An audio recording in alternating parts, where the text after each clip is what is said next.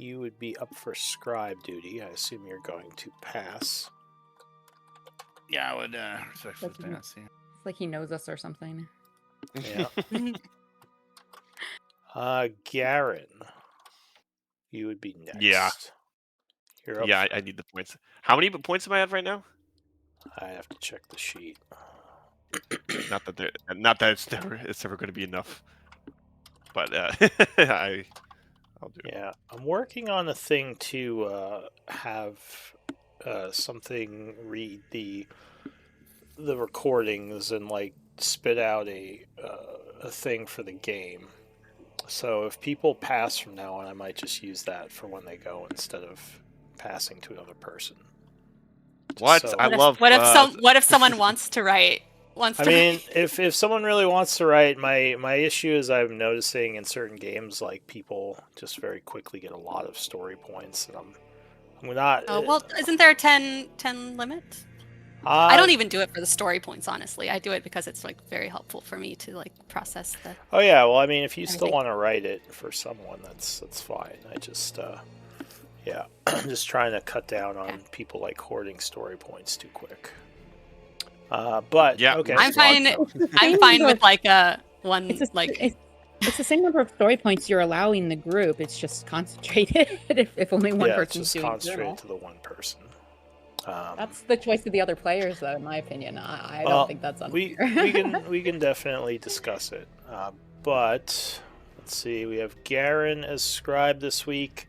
Estrella, we have you as scribe from the previous week. Do you want to give us a recap of events of last time? Sure.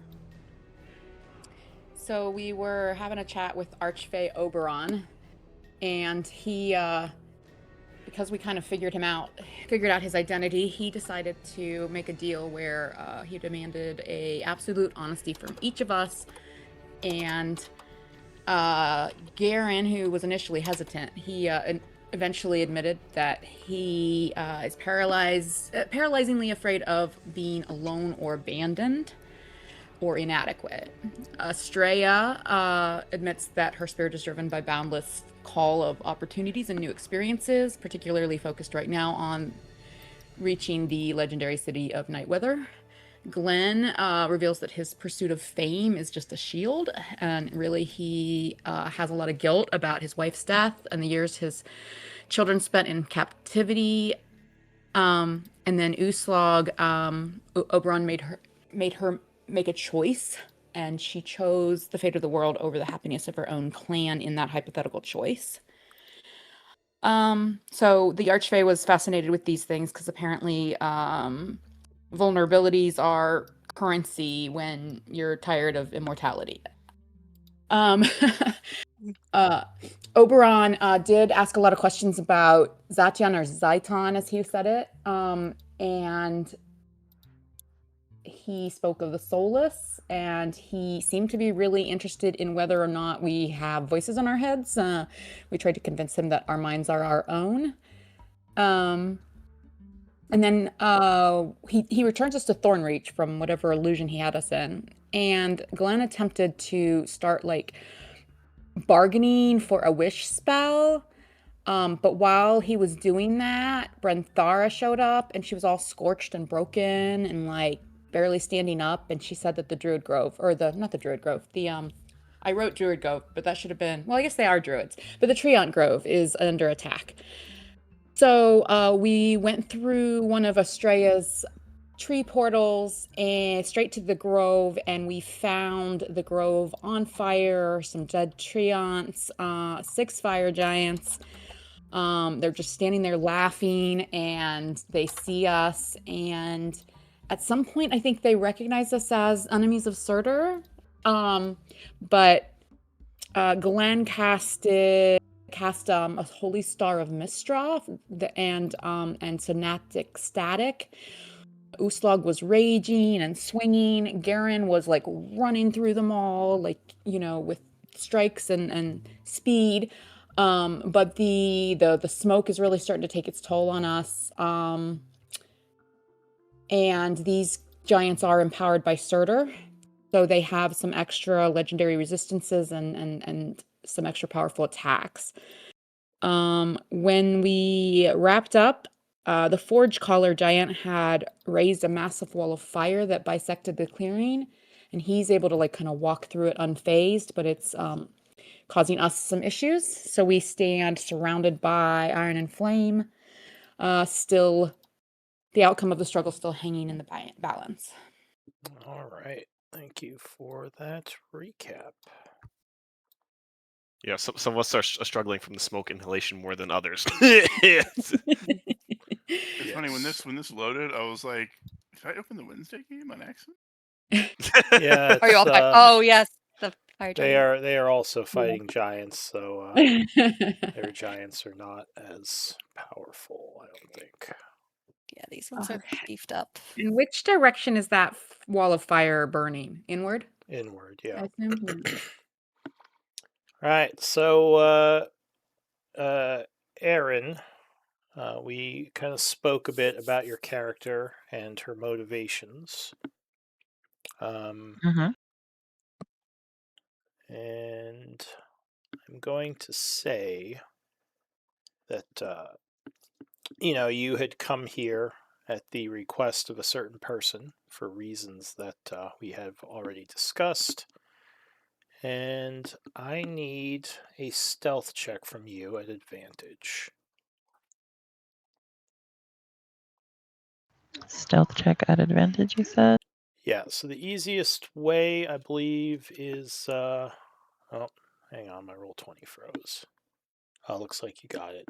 On your sheet, you can set at the top of the sheet to do rolls at advantage, disadvantage, or normal. You already did a normal. Yeah, you can just roll again, and we'll take the higher one. Although 20 is fairly high. All right, I'm just going to try to refresh. Why are you not working? Okay, so 23.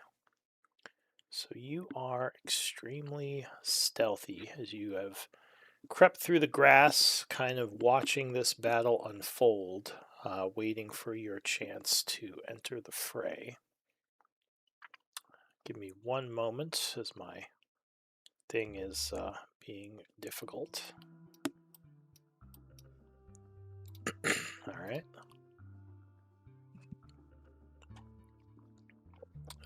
So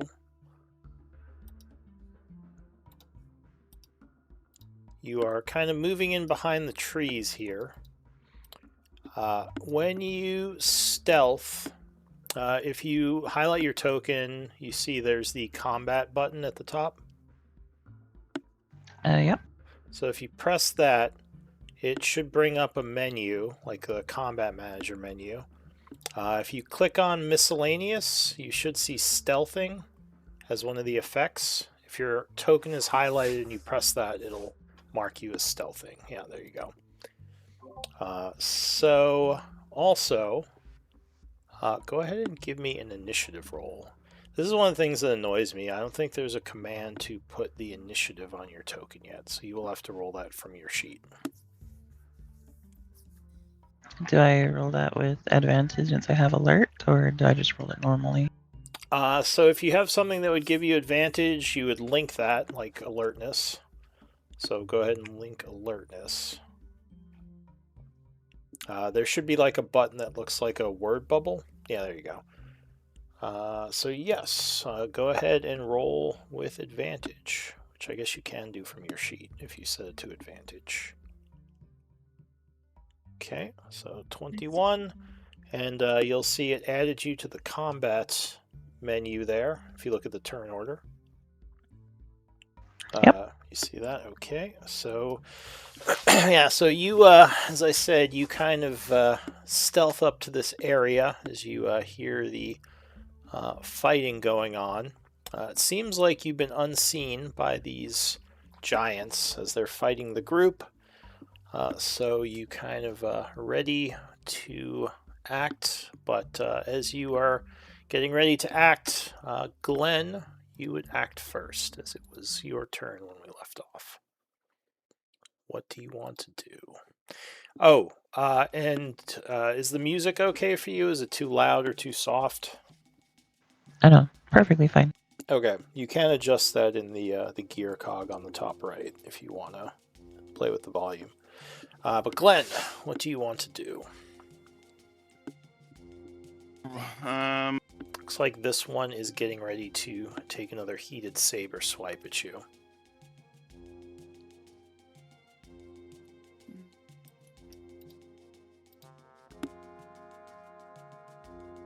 Okay, so I guess as a bonus action, I will shoot my Holy Star Mistra at it.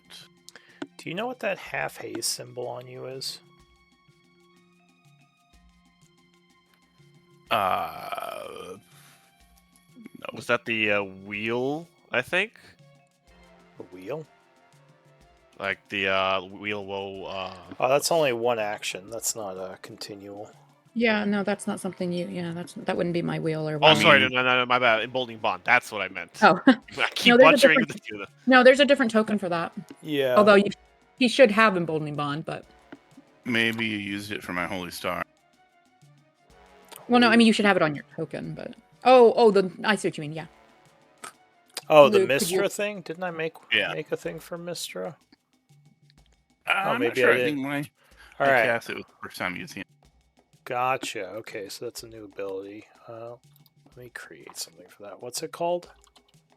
Holy Star of Mistra. Okay. Is there a token you want to use for that? Or a marker, I something should say. Something starry. Let me see. Do we have something starry? Oh, I have a sun. It's kind of like a star, technically. There's the stars that you use for stun, I guess. Oh, well, I want Like a to pentagram then? overlap those. Well, I mean, I don't know if it's used for stun. It's just like that's what the cool tip says. Yeah. All right, I'll use this.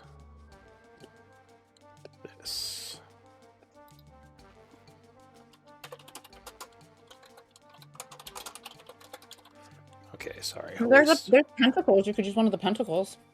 And there's like 5 different colors. Yeah, that's true. What's the name of one of them? Cursed blue, Cursed blue. cursed gold, cursed green. I'll do cursed gold. That sounds like a Okay. star. Okay. And how long does that last? 1 minute? Yeah.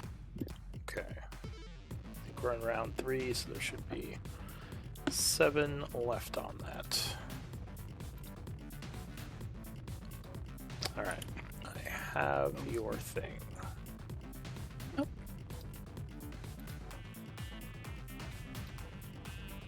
Spell attack. Holy Star of Mistra. There you go. Alright, so what do you want to do? I don't know So what I the- will yeah. shoot it at this one, the captain. You do have advantage in case a crit might be Oh, okay. and I guess since our new player hasn't seen that before, go ahead and describe what this looks like. So Glenn has a star that's kind of just aimlessly floating around him in a circle, and all of a sudden, as he points his finger out and commands to shoot, it shines brightly and shoots a radiant laser beam at this cap. Alright, so 19. The captain is going to duck down, bringing his shield up, and the star is going to dissipate off the shield.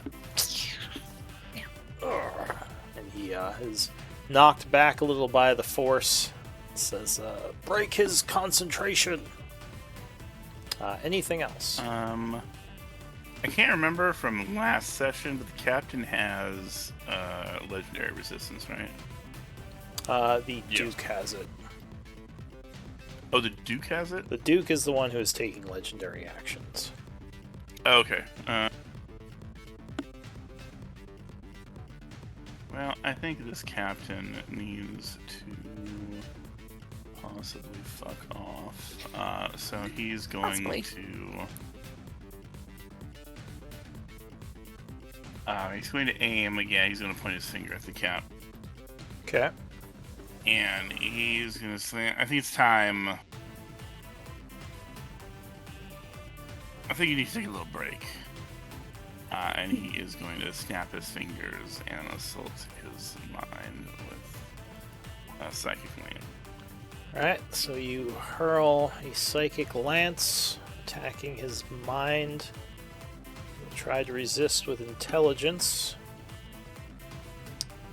Level 4 spell. And with a +0, he's going to fail, taking 22 psychic and incapacitate. Alright. How long is the excuse me, incapacitate? That is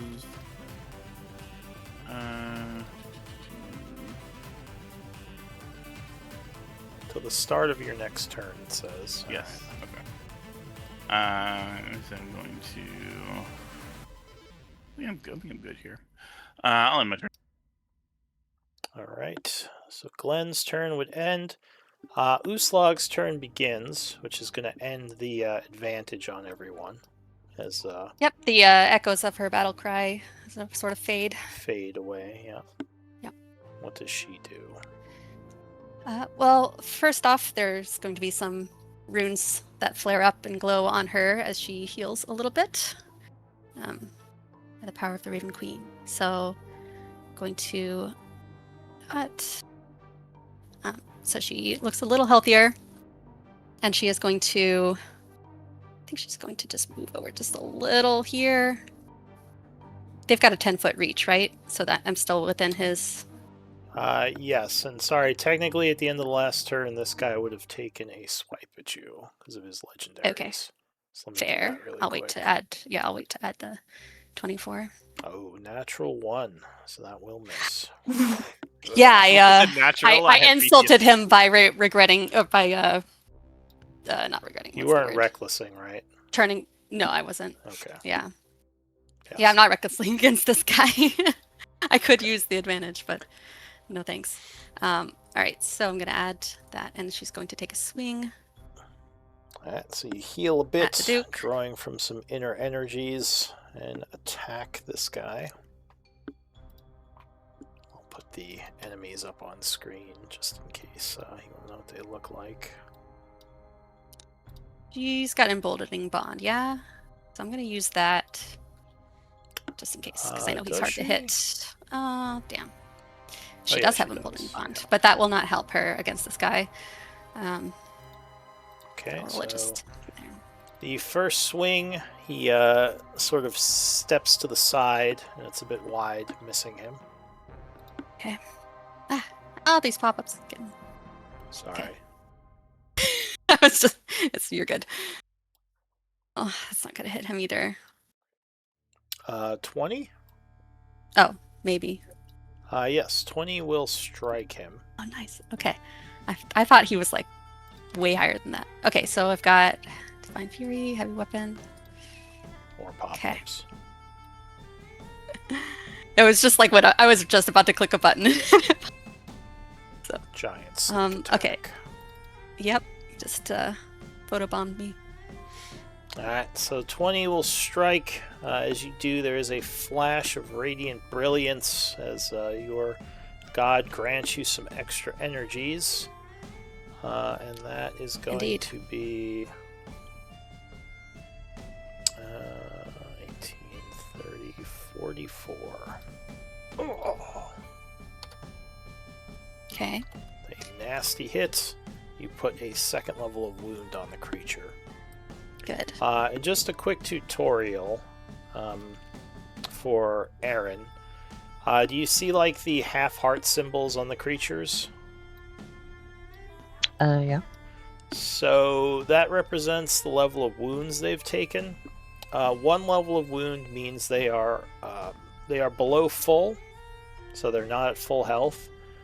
2 levels is if they are at half health or below. 3 levels is if they are at a quarter health or below, and then KO is like when they hit 0. Just as an FYI, because you don't see their actual hit points, you just see how wounded they look. There won't be a quiz. You can ask us as many times as you need to. Yeah. Yeah. So if you have any questions about the symbols and the tokens, just let me know. You kind of pick them up over time. Yeah. All right. Anything else, Uslog? I don't think so. She's good. All right. So from the shadows in the brush, what do you want to do, Aaron? I'm gonna go ahead and attack with my short bow. However, I believe since I do also have the skulker feat, Mm-hmm. that probably means they don't know where I'm shooting from. I believe that is if you miss, but go ahead and let me see what the Skulker feat says. If you want to Oh, wait, no, look at- that's the wrong one. There we go. yeah, you exploit. If you make an attack roll hidden and the roll misses, yeah. So if you miss with your shot, it doesn't reveal your location. Okay. Which is nice to keep hidden until like you actually strike. But go ahead. You would make an attack with advantage. Who are you shooting at? We are going to shoot this one right here. Yeah, you have a nice open shot, no cover from anyone. And he's concentrating. Yeah. Yep. And he is concentrating. Alright, so 21 will strike him. As he looks with surprise as an arrow just suddenly like strikes him in the side. So make sure your sneak attack damage is turned on, and then just go ahead and roll that. Oh, sneak attack damage you said? Yes, because you would have sneak attack thanks to the hidden. Okay. So that, and go ahead and click damage to roll with your normal damage. Okay, there it is. So 39 points. As he takes the shot to the side, he looks over angrily and says something in giant, pointing over towards you. And now the other two giants are kind of looking in your direction as well. He has to make a concentration check. Thank you for reminding me, roll 20. She will make with a plus 11 as they have a lot of con. Oh boy. So Aaron, that was your action. What else are you going to do? And you would no longer be hidden, so you could take the boot off of you.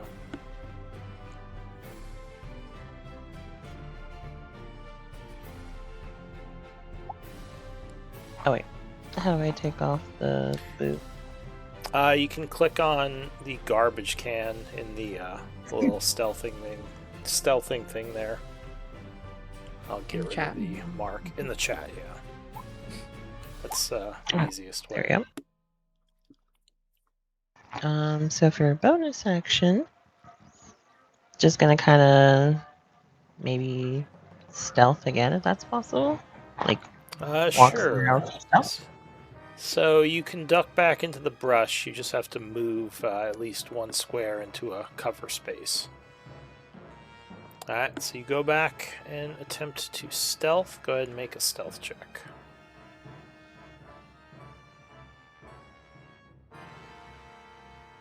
That would be your... Is that also with advantage as well, or? At this point, it would just be a normal one, because you Okay. they already kind of know you're here now. Unless you have something giving you advantage. I believe I do, actually. Oh, okay. Or actually, no, I don't. Never mind. Yeah, no worries. Let's see. Stealth check. Oh, yeah. So you once again vanish into the shadowy brush. These guys are looking around confused. All right, so mark yourself as stealthing, and I assume that's it for you. Yep, that'll be it. All right, so Garen, the flaming wall is on top of you. What are you gonna do? I'm gonna get. Well, did I see that shot, or I guess I'm in the fire, so I didn't see anything happen. No, yeah, because the flame wall obscures, so you would not see that shot. Yeah, so I just calculator. That's 10. I'm just running around, so that's 35. I charge this guy and go punch him up. All right, so you rush in with a jumping punch. Yeah, 24 is going to strike with the first punch. So there's a blast of energy doing 22 force, giving him a second level of wound. I'm gonna treat. Think he gets an oppie though, because I need a backup 10. He is going to, instead of opping you, attempt to grab you. He also has a Oh, 10-foot reach, right? So that wouldn't technically provoke an oppie. He Oh moved no. 15. Oh yeah, he moved 15. Never mind. Wait, hold up. Let me. I need. Let me check my charge real quick. How far do I have to move back? 10 feet away. Oh, so I can go. No, I have to be. I have to move you have back to here. go. Yeah, it would have to be 2 Okay, squares. so all right. Let's see. He's gonna grab me, so I'm definitely gonna emboldening bond and luck point that. Do I have anything else I can use? I don't have inspirations. Okay, yeah, that's yeah. Let's do this. All right, so I'm lucky and emboldening bond this. Wait, do I Okay. have a bardic?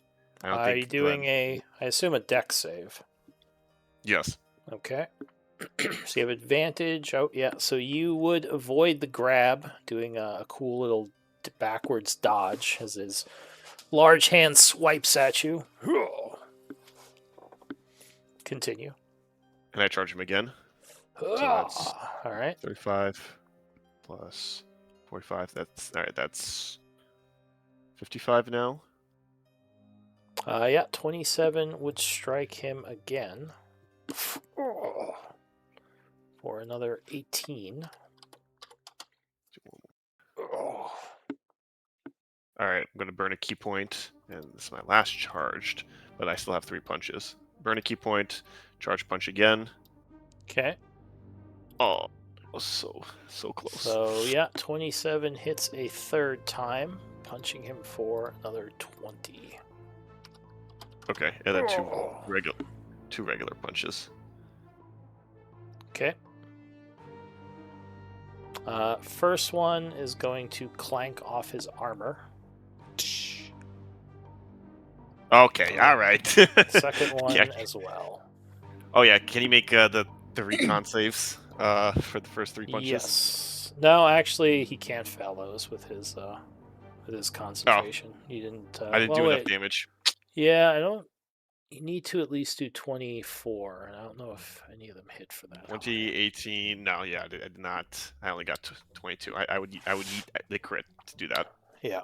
All right. So Garen's turn, Yeah, it's my turn. is ending. The Duke is going to take another swing at Uslag. Fair. Yeah, it's a bonus action, so we can't do that. Oh, 26, I believe, is That going will- to strike you. That'll get me. All right, so you are hit for 24 slashing and 9 fire. As he Okay. kind of clips you out, giving you a level of wound as you're seared a bit from the flaming sword. Yeah. And Yep, felt that one. Garen, that ends your turn. Estrella. All right. Well, I think I'm going to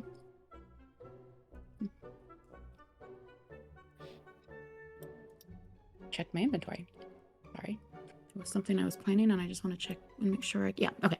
So I am going to drink a potion of greater healing. Yeah. And that is 2d4? 3d? Boy, how many? 44? Yeah, it's 4d4. I always forget too. 44 plus 4, okay. 4d4. Alright, so you drink the potion as healing energies wash over you. Alright. And that's my bonus action. And then my action, I'm going to cast a moonbeam at level 4. And I'm going to put it...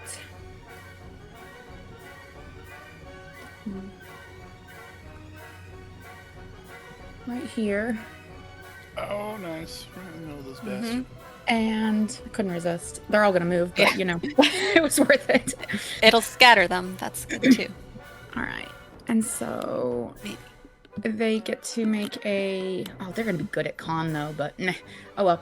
And then I'm going to run away. Understandable. Bravely ran. Saves. DC 17. Alright, 2 of them made it, 1 of them failed. What is the... Yeah, he rolled really 21 low. radiant. 21? 21 Okay. radiant or 10. And that's half damage on success, right? Yeah. Correct. And in case any of them are shapeshifters, yeah, they have disadvantage. No, unfortunately they are giants. I mean, it was worth a shot, right? Alright, so you move back, avoiding the flames. That's my turn. And that is it for you. So the fire giant Duke goes. What's he gonna do? Let me check out his sheet.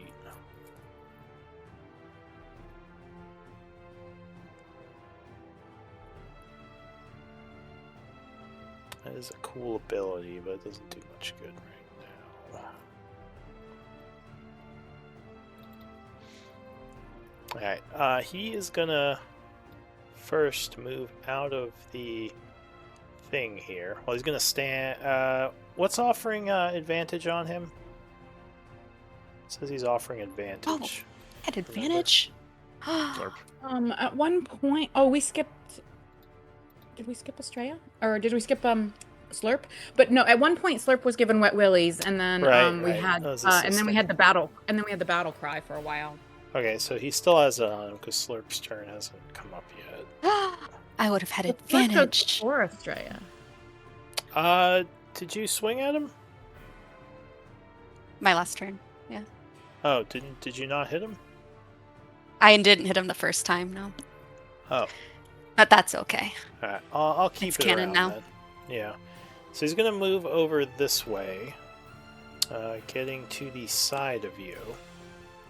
And he, you see, roars with anger, yelling, "Surtur, guide my strike!" And his blade God. just Gonna pulses smite me with a again? huge amount of fire. As, he is attempting to smite. Assuming he can hit you. Yeah, pretty easy to hit.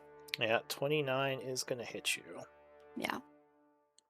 So you are struck for 33 slashing and 18 fire. So 16 and how much fire? 18 fire. Yeah. Okay. As the sword burns okay. quite a bit. That gives her another level of wound. Yeah. Another? She's looking a bit beat up. I also need a wisdom saving throw. Oh, but wait, you're immune to this effect. So you're not feared, but you do catch on fire from the attack. Oh, do I get a saving throw, though? Yes. That is a wisdom DC 21 to avoid the fear and fire. Oh, jeez. So you do Don't forget catch you have a whole new bond. How is this Yeah, but saving the math throw would- higher than mine, and I've got a +2 spell save DC item? God damn. So you can complain at Surtur for that, and he will laugh at you if you want to. I will How do you complain. give him such big DCs? And he's like, loser. Loser. But yes, this guy is empowered by Surtur right now. Okay, so she's on fire again. Yep, she is on fire. He's going Great. to swing a second time. Oh no. That is going to miss, though. Oh, as yay. you, luckily dodge out of the way of that second one. Frustrated, the captain, or the Duke, is getting ready to swing again, but that is going to end his turn. Oh, boy. Okay. This guy up here, luckily, is incapacitated. That said, he is going to move out of the moonbeam. I don't think he can move. You just can't take actions with incapacitated. Well, I think it. Oh, maybe. I thought Psychic Lance made their movement 0, but maybe it doesn't. I think that's Hypnotic Pattern, actually. Now that I think about it. Yes, that is Hypnotic Pattern. Okay, never mind. So he's kind of holding his head as trying to shake off the effect you did, and he's going to move. It's like, yeah, you like that, bitch? 30. That's not nice. He's going to move 30 feet up this way. They're not very nice.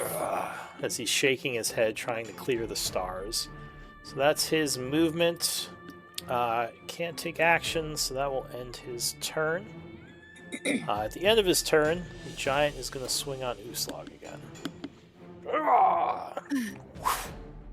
Oh, 20, I believe, is going to strike you. Hitting you for 31 slashing and 3 fire. 15, 18. Okay. As Uslag is starting to Yeah, those Starting those to feel it. legendaries. I gotta get away from this guy. Okay. Slurp. What's Slurp is. So I'm really confused about the turn order because Slurp goes before Estrella, but you had me go after Garen. So I'm not sure what's going on there. But anyway, Slurp is going to go over here on Uslag's shoulder and hold his action for something that Estrella is going to do on her next turn. Okay. So he's in her square, ending Slurp's turn. Right behind her, yeah, I am. The Duke is going to swing on Uslag again, his second legendary. Ooh, barely misses. That is it for Slurp. Okay. Estrella.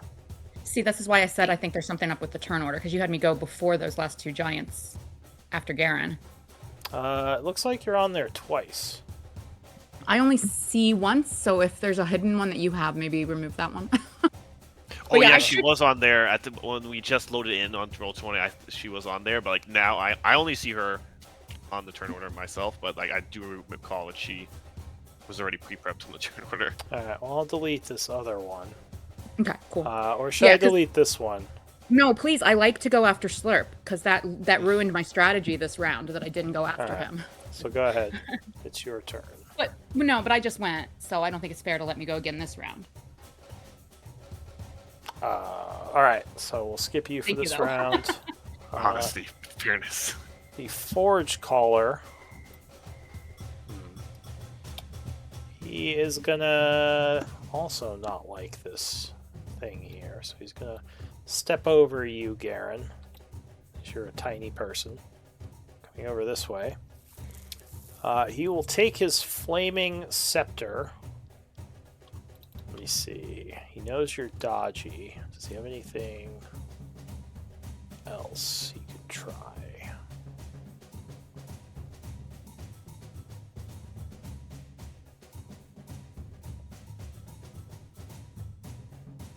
You can try this. Alright.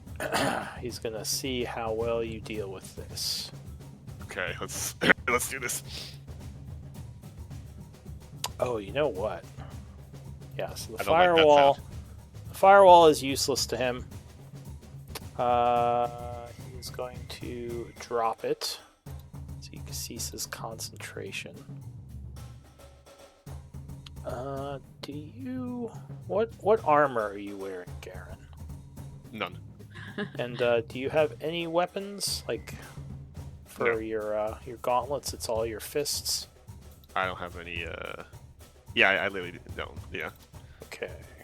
So then he's not gonna do that. Oh, he was gonna go try to keep metal on me. Okay, that would have worked on someone else, but no, not me. No, no, no.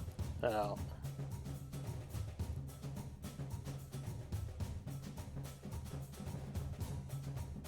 Yeah, he's gonna do this, I think.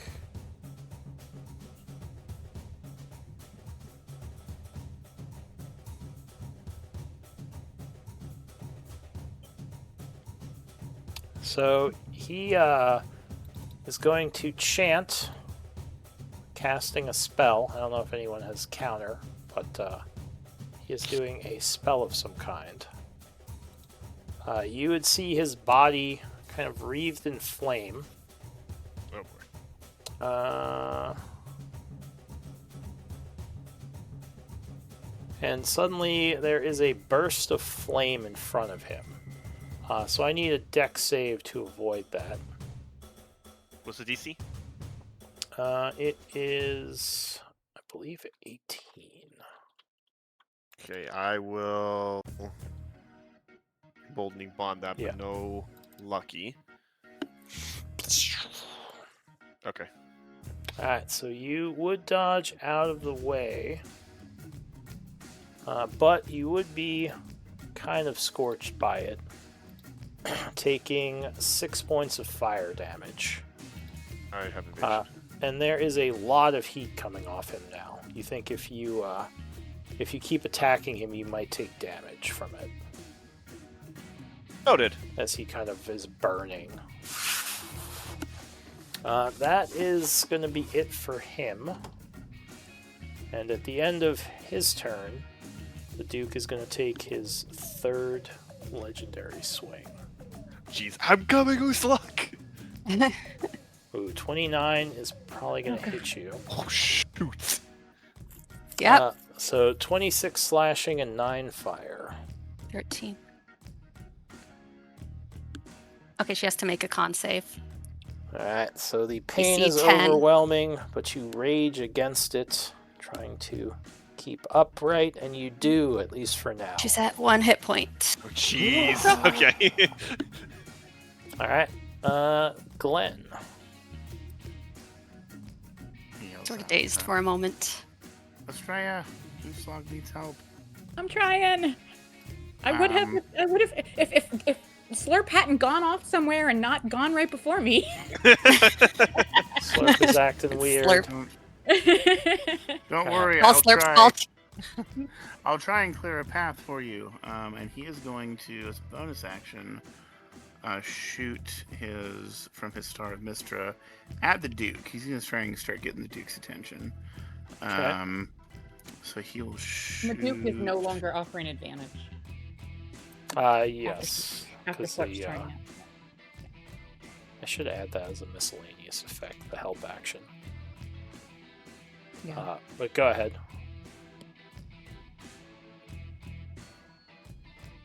So you fire at the Duke. Yeah, it's trying to. Casting. It's taking a second.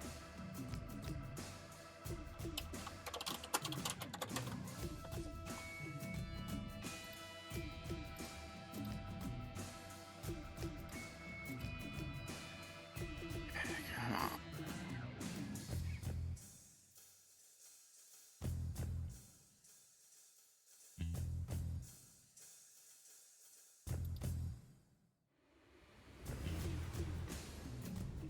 Okay. Jesus Christ. Okay. 28 will strike him.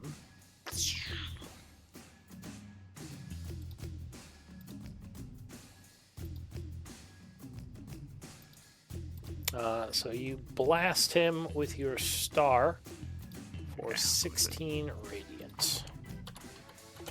No, Giving that's him a just. third level of wound. Or was it 26? That's a lot of rolls there. No, those are. I kept clicking at a bunch because it wasn't coming through. Okay, Waiting for the well, damage roll. And then they all came in all at once. So, just a thing I looked up. You could try some of this stuff if your macros take forever. Oh. I kind of did Yeah, that was really bad last night. Last night's group was having tons of problem with that.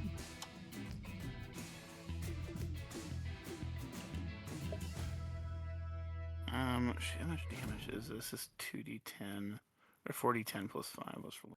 Oh, did that not come through?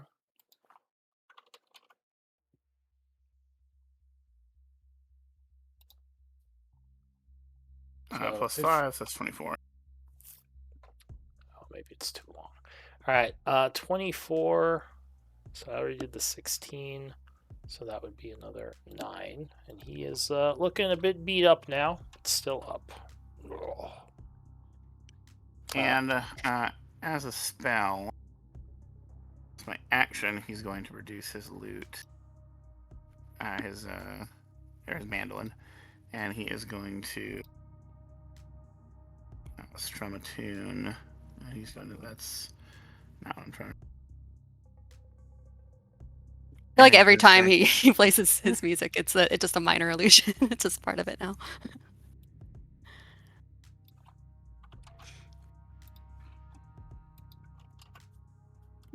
Of course, the actual damage. What the hell? So there's What's happening? There's some information. So I'm going to doing a cast suggestion. casting mass suggestion, which will hit all 3 fire giants. I strum a tune, and I say, I think it's time that we all lay down and take a nap. Okay. So that is a wisdom save. Yep, DC 20. Good idea. Okay. I could use a nap. You said DC 20. All right. Yes. Okay. Lay down.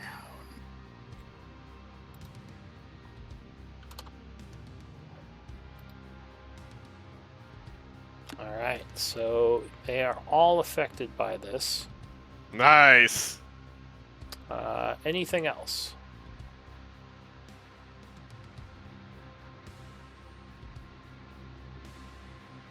I'm going to move.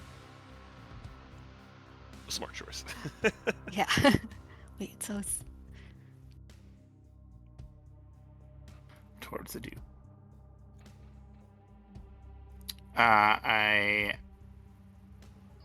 Yeah, alright. Sweet, everybody lays down. That'll be my turn.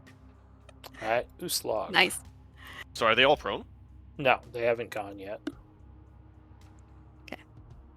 All right, so the giant's looking a little sleepy. How does So taking he damage?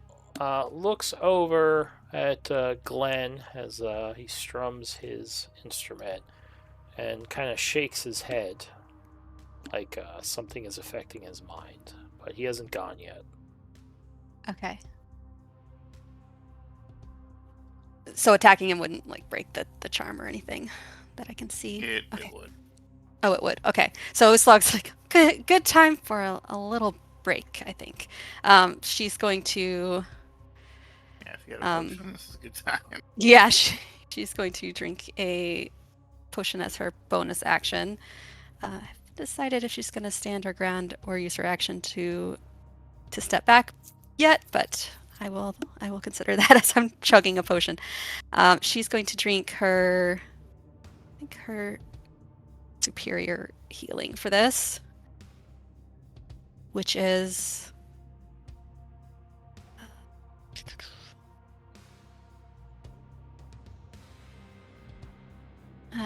okay, so I'll roll that later once I find it. She's going to use her action. Glenn would shout out, he'd say, "You've done beautifully, my love. Let me stand in for a few hits. Catch your breath." Oh yes, I've got to give you some of the glory too. Yes. So she will step. Actually, yeah. So she'll use her action then to disengage a little, but not too far. I guess she'll go.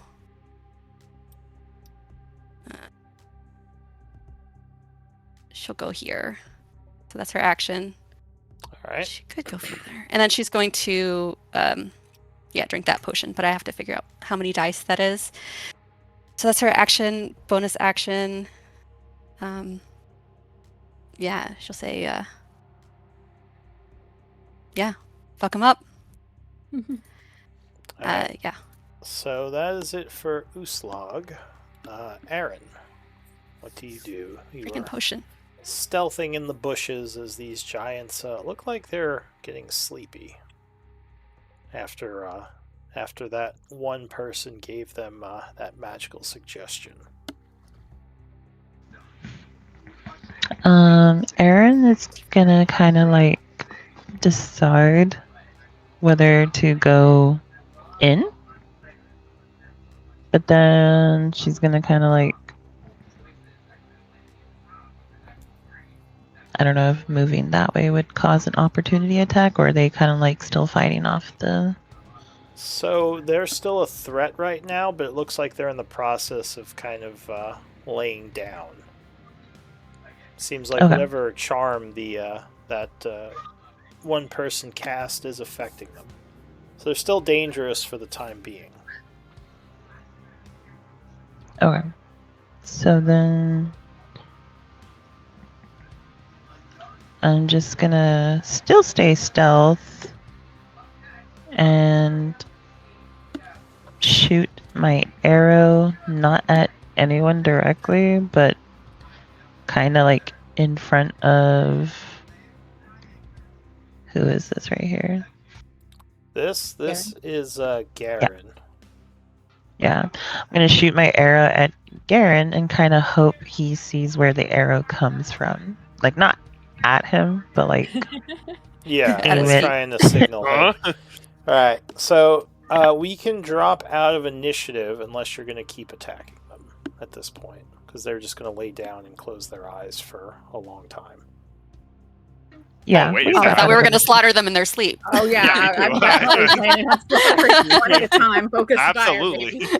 Glenn gave us a perfect Alright. opportunity here. I So, shan't waste it. I fear we were going to coup de grace. Do we want to kill them? I mean, I'm down. alright, well, let's drop out That's for the the spirit. time being, as they have laid down. And yeah, Garen and Arrow would fly past you, suddenly getting your What? attention. As a Wait, woman who's there? is kind of, are you emerging from the bushes, like revealing yourself?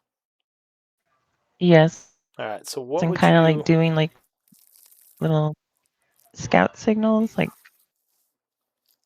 All right. like what would... Yeah. What would your character look like to them as you reveal yourself? You all... you all would see... I don't know if I posted character art of her in the server. It is on the sheet, I believe. So I'll make sure that is Yeah. shared. Yeah, pop it up. Well, you guys would see a 5'5", so kind of, I guess, smaller average height. What appears to be an elf. It's a wood elf. She is wearing a leather, I guess, styled armor that is in like black and kind of like mossy green colors, and looks like she's, you know, stealthing with the forest basically. So what would I guess the closest one would be Garen. What would Garen look like to her? So Garen, he kind of looks weird. He kind of looks a little animalistic, but like he's human right now. But he has like these kind of like dark tendrils, kind of like augmenting him. So like he looks. I guess he would look like he has a like athletic build, but he's like wearing a simple like tunic, and then like it's these again. It's like he's kind of covered in part darkness, part like it's kind of like he's being augmented by some sort of transformation of some kind, and his eyes are like yellow, kind of beast-like almost, but yeah, he kind of just like looks a little confused. All right. What about Estrella up north? Right now, you see a floating constellation. Like, you see a bunch of stars with, like, lines between them floating in the shape of a goblet. That's our star druid. Yeah. Does she? Is that constellation like humanoid shaped, or is it just like? Right now, it's in the shape of a goblet. Okay, so it just looks like a bunch of stars kind of floating. Yeah. All right. What about Uslog? All right. You see a very bloody and covered in soot human woman, slightly taller than average, about 5'9", 5'10". She has kind of wild dark hair with on one side a few like white streaks through it, even though she looks fairly young. She has might be a little hard to see from this distance, but gray eyes. She's got all of these kind of scattered rune-like symbols all over her arms and everything, scattered amongst all her scars. So many, many scars. She is wielding like a frosty, very fancy two-handed sword, and she's wearing like a silver breastplate and black leather tunic and leggings. Let's see what else. Yeah, that's pretty much Uslog there for you. Does Aaron have any knowledge of religion by chance? Like, I mean, is she proficient with religious knowledge, or have anything in her background that would give her knowledge of religious stuff? No. Okay. What about Glenn? Let me save the prettiest for last. Okay. Glenn is quite obviously an elven brethren, but his ears are just a little bit more pointy, and his hair is just a little bit more perfect. Okay. And his face is just a little bit more ethereal. So he's very. You can tell he's a high elf. He looks pristine. He has actually he has darker hair, which is unusual for high elves, and he is wearing kind of a very nice tunic that kind of like doubles as leather armor. That looks like it's been very well made. He carries a cane at his side, which I've just now decided that my rapier is a cane sword. Just because that, I just decided this instant. And he carries a couple musical instruments on his back. And there is a star still floating around him. And he looks as though he is somebody that is very handsome and has 20 charisma. All right. Now, I know some of you have 1 minute effects going. So, are you going to re-engage on one of the targets right away? Yeah, I mean, Oh, yeah. I'm going to heal Uslog right away, but yes, after that. I would say I would point at the Duke and just say, surround this fucker and let's cut his throat. Yeah, and I still have my moonbeam as well for a minute. All right. So, who is going to do the waking him up attack? Well, first off, I want to do something real quick before everyone attacks. I was going to actually do a little thing real quick. I was gonna like walk over, or like and since after Glenn says let's fuck him up, I go over and say, where did he come from? And you kind of see a shimmer start coming out of him as he kind of lets out his own growl, and the little dark miasma or tendrils kind of slightly grow over him. And what that mechanically means, he's gonna activate his Eldritch Claw tattoo. All right. He's gonna have the Eldritch Maul ability, and he's gonna blur as well. I would caution everybody. I would say to get ready to strike as soon as he wakes up, and he would turn to Garen and say, "Garen, you do the honors. You're the fastest attacker." All right. Mechanically, he's telling everybody to ready actions and let Garen be the one to wake him we up. all ready? You can't ready, but he will have disadvantage on his initiative when he awakes because he will be surprised. The inciting incident can be someone attacking him. So go Can ahead. I heal Uslog first, or I mean, we don't want to lose time, so go ahead. Yeah, I'll just do it as part of the rounds. Go ahead, Karen. All right, so let's do. Go ahead and take one movement, because we'll say you guys could have been moving during this pause. I would say then. I would say. If we're doing it like that, I would say Uslog would be wake him up because Uslog hits hardest. As long as she's alive. He's also hurting the most, so if we're all ready to smack him, we should be able to take him down, hopefully. Yeah, so I mean, she will move kind of into a better position, I suppose. So like I said, each yeah. of you can do up to one movement if you want flanking to here? change your positionings. And Garen and Glenn both have Emboldening Bond, even though they're not marked. Yep. Okay. You can Wait, mark yourselves with that. Yeah, I got it. Yeah, Uslug, you still do, but you always also have it marked. So. Yeah, if you move down one space, it'll flank. Oh, yeah. There we go. All right, so you bring the weapon down upon him as he is sleeping, which is going to be advantage because he is helpless. Am I going or is Uslog hitting?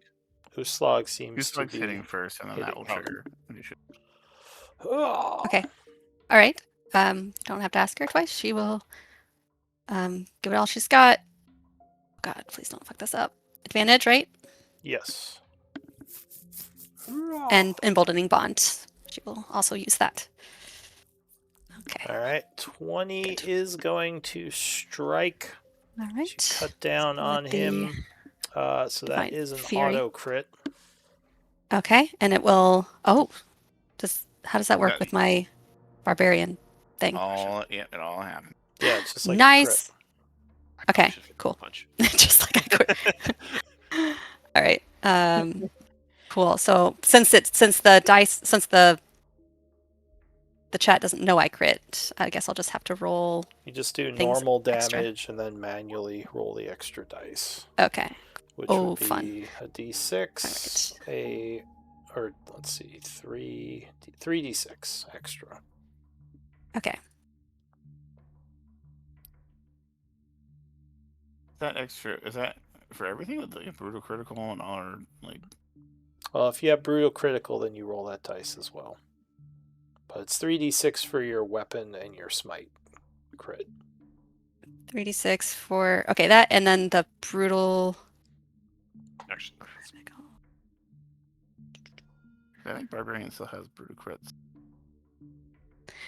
I thought so. I'm just trying to find the thing. Alright, so that is 49. As you bring the blade down, it just cuts right through his neck. And he is slain. Oh. Okay. All right. She looks a little surprised that worked. Can the rest of us do an action in that amount of time? Can I heal her? Yeah. I mean, if you guys want. I mean, I know we were gonna go into rounds, but since that. Yeah, you can do your heal now if you want to do it. All right. So yeah, via slurp, I'm going to heal Uslog. Okay. So it wasn't the most honorable into that, but it was the end he deserved. That's what she would say. There's more than he deserves. I should piss on his core. All right. So you channel healing energy through your familiar, which would be 44. 44. All right. Very potent heal. Well, it was an upcast to level 4, so. So you're feeling much better. And the chalice roll was max roll. That was a really good roll. Yeah, I believe it. Looks over at the newcomer and is like, sorry, we're usually a little bit more honorable than this. We fucking hate fire giants. Yeah, so we have a lot of beef. Yeah. If you have a knife or something, you can join in the coup de grace. I was gonna say Garen just is gonna take off without you waiting for you guys. Yeah, he's. We got 2 more to kill. He looks over and then he just darts over here, and he's gonna go in and punch this guy. But the way he's as he goes and does this regular charged punch, he kind of stops and you kind of see his fist extend outward like for another 15 feet. It's very weird. It's like almost like again, dark miasma. As he's gonna do this. All right, so that is the inciting incident, and yeah, 22 will strike, which is going to auto crit. So an extra D.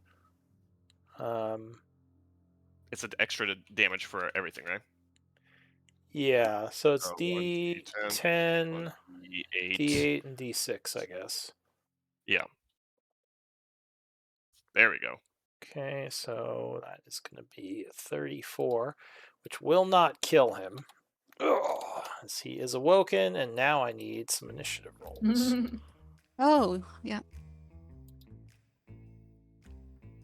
Oh, I gotta move Down my two. so I can click. Oh, initiative.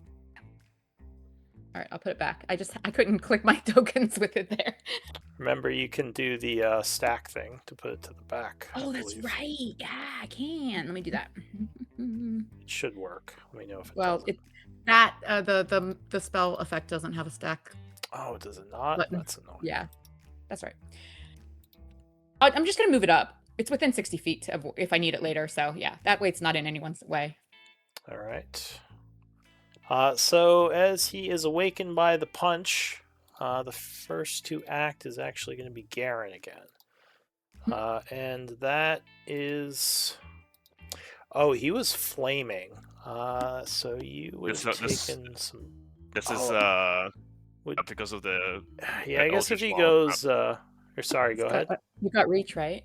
Yeah, but this the Eldritch Maul. It's technically tendrils, so it's not me physically hitting him. Yeah, but I think he still does damage to you.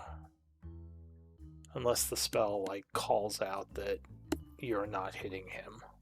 And the damage doesn't mention if it's melee or... I can link Eldritch just Maul automatically. Again. Let me... 1 second. Where's this thing? 1 second. Let me see if there is a stipulation. Because this new sheet, it would be easy to link in chat. Selling no, I that have sheet it now. here. Yeah, no. Yeah, I'll just Maul. It's each of your melee attacks with a weapon or an unarmed strike can reach a target up to as inky tendrils. Yeah, it just says melee attacks will cause damage to be taken on this one. So I think technically the tendrils are an extension of yourself. Okay. Yeah, so I think that would burn you. Okay. For it's like Evangelion. Like you're in a mech, but you can still feel the pain. Okay. Sure, we'll go with that. Yeah. So that would burn you as you punched him for 12 fire. Like and you would get to go again. Or wait, Aaron goes. So Aaron, you would act first as this thing wakes up and pulls his flaming sphere, or was not sphere, his flaming scepter to kind of blast at Garen. But you get to act first. What do you want to do? I'm going to attack with my short bow. So he is prone. If you attack with your short bow, you would have disadvantage. If you have a knife or some kind of melee thing, that would be more effective right now since he's prone. Okay. Yeah, we'll go ahead and do that then. I will attack. I already rolled the bow, but let's just retcon that. Yeah, that's fine. We can retcon that just because I didn't explain that to you. So if you have a melee weapon, we'll say you can, if you want, rush up and stab him. You get at least a few sessions of trial and error to learn. Yeah, I'm nicer to you than I am to them. They should know by now.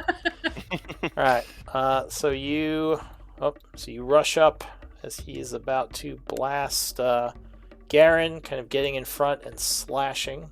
Is this a dagger or what is this? This is my short sword. Okay, so you stab him.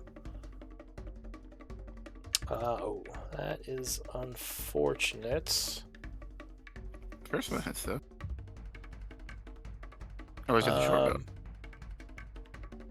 bow? Rolled 2 twice. Oof, that is unlucky. All right, so yeah, huh? Yeah, I was reacting. Sorry. No worries.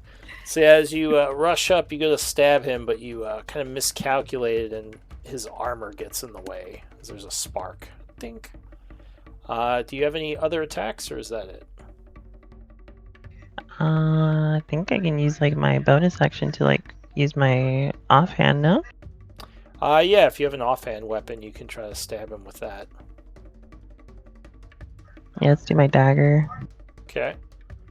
So as you drew your second weapon, kind of distracting him with the first stab, you come in from the side with a dagger strike. It's your bonus action. Ooh, nice. There we go. Yeah, 29 is going to hit, and that is going to sneak attack. Oh, nice. Go ahead and roll your dagger plus sneak attack damage. It is just the D4 because it's your offhand, but you can add sneak attack. All right.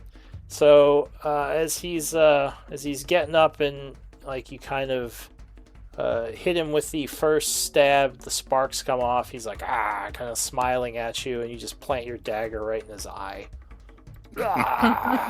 Nice. He falls over. I like her. Once again, ending combat. No, Well, these I'm ones- gonna. Well, oh, gotcha. Like, they're... Are we just gonna keep We re-rolling just have for to keep each like time? rolling initiative every time. We Yeah, could have because finished them by technically, now. when they go down, you're safe again. But that Alright, does give you more attacks. Who free. wants the, Well, who wants- those who keep rolling high initiative. who wants to I'm do just the honor- I'm just going and sprinting at this guy again. Like, You're not even Garen gonna... is. Okay, this one is more healthy, just as a warning. He Yeah, only has that's one true. level of wound, the captain. Garen doesn't care. Garen's a little Actually, possessed give her. me one moment. I have to see something.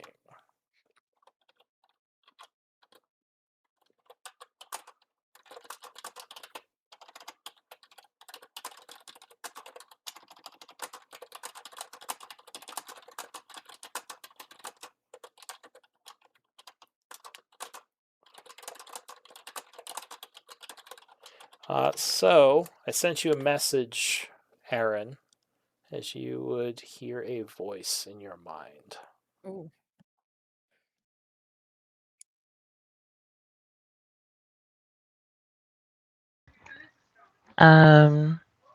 Aaron's gonna yell at Glenn in Elvish and say, "Don't harm that giant." All right, so Ooh. you're Why kind of Uslag would caught be like, off why the guard. fuck not? I don't speak Elvish, so I'm about to go punch this guy. So, Uslag understood that. Yeah, Australia did too. He would say, Garen, hold on. And he'd turn back. Why? I just give an incredulous look. Are you still speaking in Elven, Glenn? No, I would say that in common. Okay. Oh. I need him. I need him alive. I suppose Insight check. we could use some answers as well, but yeah. Okay, Why we don't, you? we don't have to kill, we can't. We don't have to kill him. Let's just make sure he can't fight back while we question him. Yes, Well, you that's can actually a good restrain idea. him. We probably should talk to him about why he's here, of all places. Why did Malin send them? Uslag's kind of shaking off the rage a little bit, and kind of her thoughts are a little more clear. But I mean, I'm okay with torture, so that's fine. We got a bunch of rope. All right, so if you have a length of rope, like a 50-foot, I'll say you can use it to tie him up while he's laying there. yeah, take So away his he weapon is, and he is shield. bound. So you take away the sword, it will stop flaming, as if he was channeling some kind of magic into it. This huge just drags it off saber. all across the ground. I'm going to Just go throw it check to the on side. if we're out of combat. I'm going to go check on the Treants. I assume that there's not much I can do, but I would check. And Alright. Garen's also gonna he's gonna transform now. He's gives a weird look, but yeah, as he untransforms, he's just like a very skinny, human. He just you're like, huh? He's a fighter. Very Looks interesting. like a bitch boy. Yeah, I guess Estrella would untransform shortly as well. So then she would, the constellation kind of fades. And there's like, an old woman kind of standing in front of you. She's kind of plump. She looks human, the average height, very wizened, pale skin, white hair, blue-black eyes. Her robes are very like nebulous and blue and cloudy like, and she's wearing a lot of jewelry. She's got like a chain with a crystal bead that sheds light like a candle. She's wearing a bangle with like 7 stars set with 7 jewels, a locket that has like a magnificent like moonstone that shines with the light of a torch. And she's carrying an elaborately carved staff that's topped with a crescent-shaped finial that is also glowing faintly. And something like kind of floating near her shoulder suddenly appears. It looks like a little like ooze, and it comes up and gives you an affectionate wet willy, and then floats away. Glenn, for the first time, feels Means very he likes left you. out as he sees Uslag coming out of rage, and Estrella coming out of starry form, and Garen coming out of crazy form. And he's just like, And you I don't just- have any transformation. And so he just kind of like slicks his hair back. Yeah, somehow out of all of us, like in the middle of like all this like blood and all this soot, like he just looks pristine still. Yeah, he's just like that's his power. Yeah, it's like he slicks his hair back to like, put the few strands of hair that's out of place in combat back, and he's like, all right, I've transformed as well back. So I sent you another message, Aaron, as you hear the voice continue to speak. Erin hears the voice.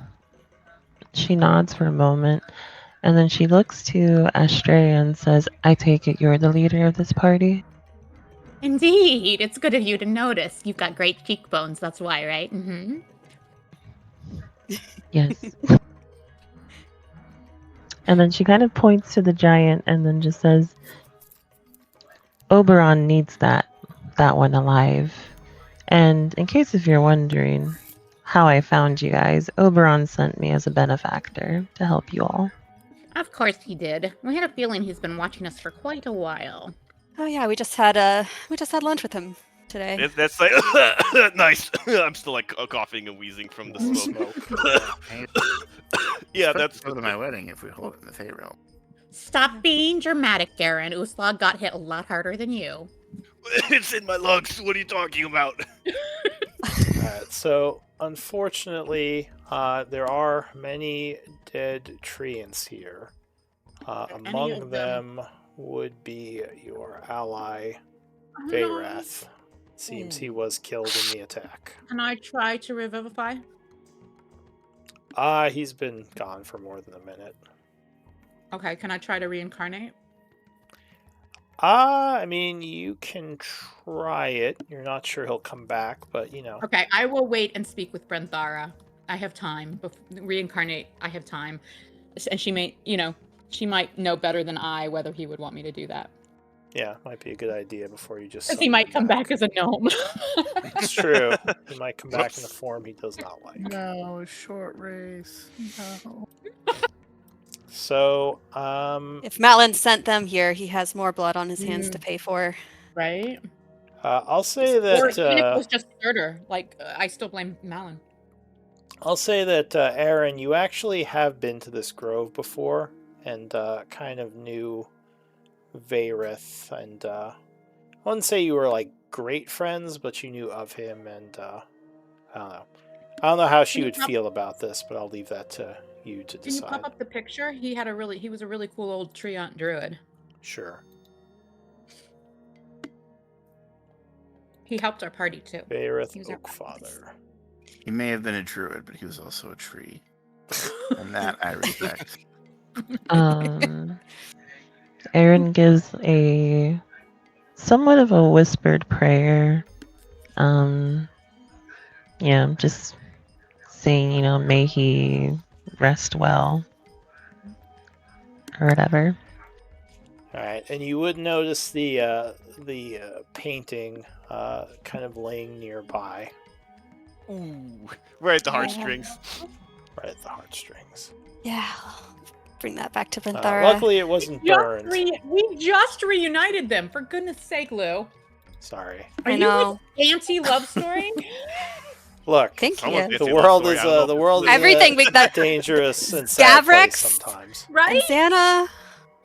He's got it out. I'm for you, worried Glenn. for Uslog and Glenn. Glenn I is mean, not allowed to be a matchmaker Malin and anymore. Diddy. Oh my god, it's so sad. So sad. Yeah, every, Oh, You know every time, and Well, actually, like technically, Malin is the one who is causing a lot of these lovers to lose each so other sad. Oh, after he lost Malin. Well, Diddy. Gavrix and Xana was definitely Arden Relic.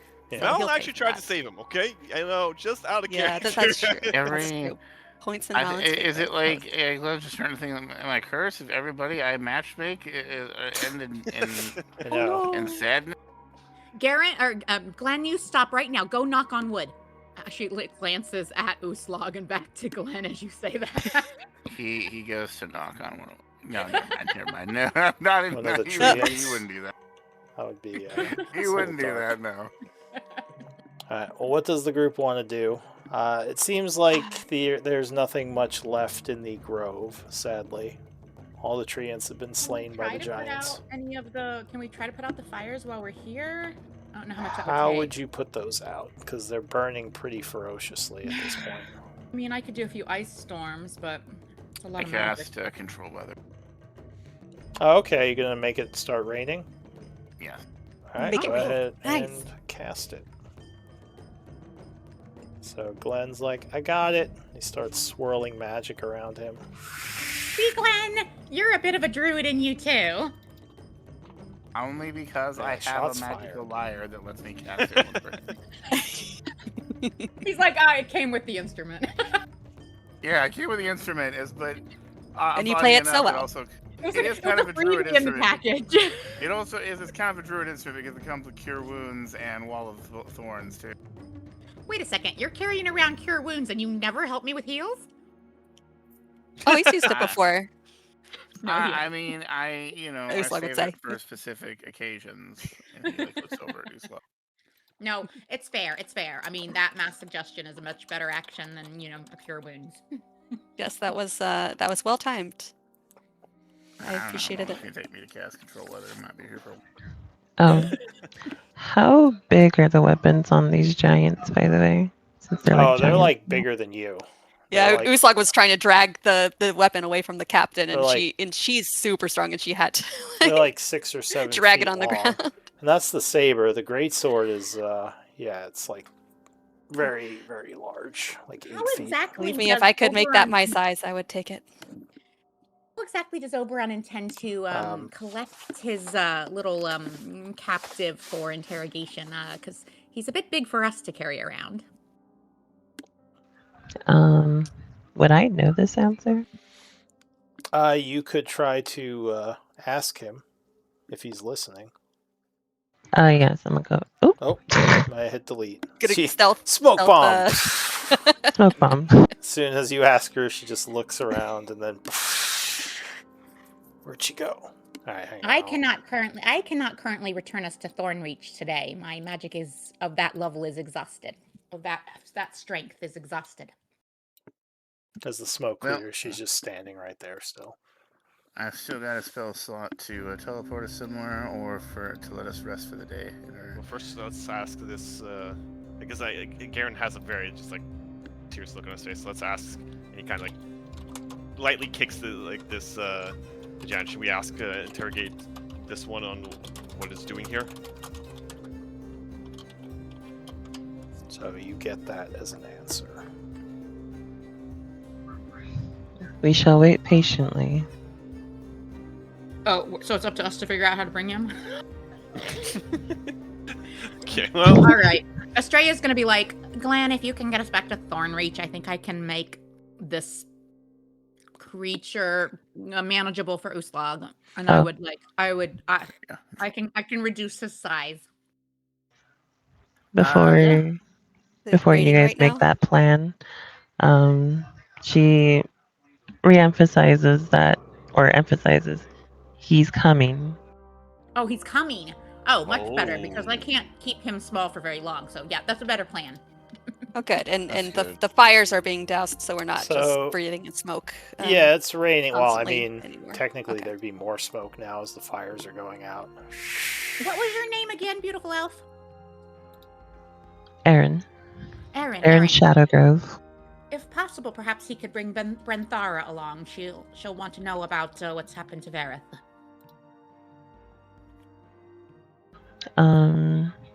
Yes. she's gonna go ahead and contact that with Oberon again. Alright. Yeah. I was like, man. Oberon doesn't Or I tell don't know. us, Brenthara maybe needs to like recover first because she was pretty badly injured. Oberon doesn't tell his agents that much, does he? That's what you'd get back.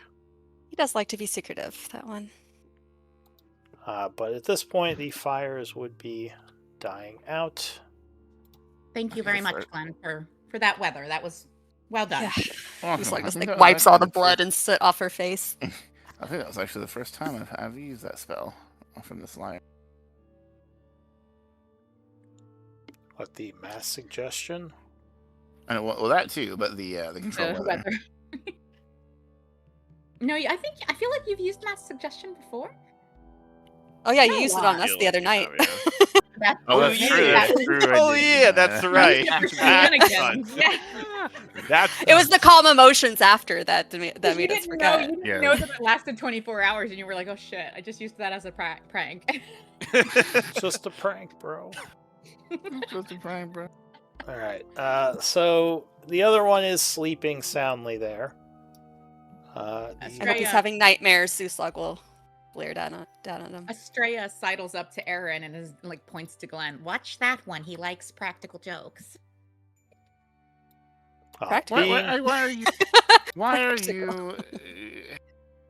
How dare you? Why are you warning her about me already? I haven't done anything. Yeah. In being in the Feywild, Aaron, you are no stranger to the pranks of the Fey. Probably at used this to it from point. Yeah, Oberon. maybe she'll give Glenn a run for his money. She and Celera can team up. Alright, so I'll say time is passing. The fires have gone out, and are we just waiting for Oberon to show? Is that the next thing the group's waiting for? I guess. Well, Short rest. yeah. We have I time. mean, Aaron's probably if gonna there's- be If there's anything looking I around. can do, like ritually, for these treants that, like, I don't know.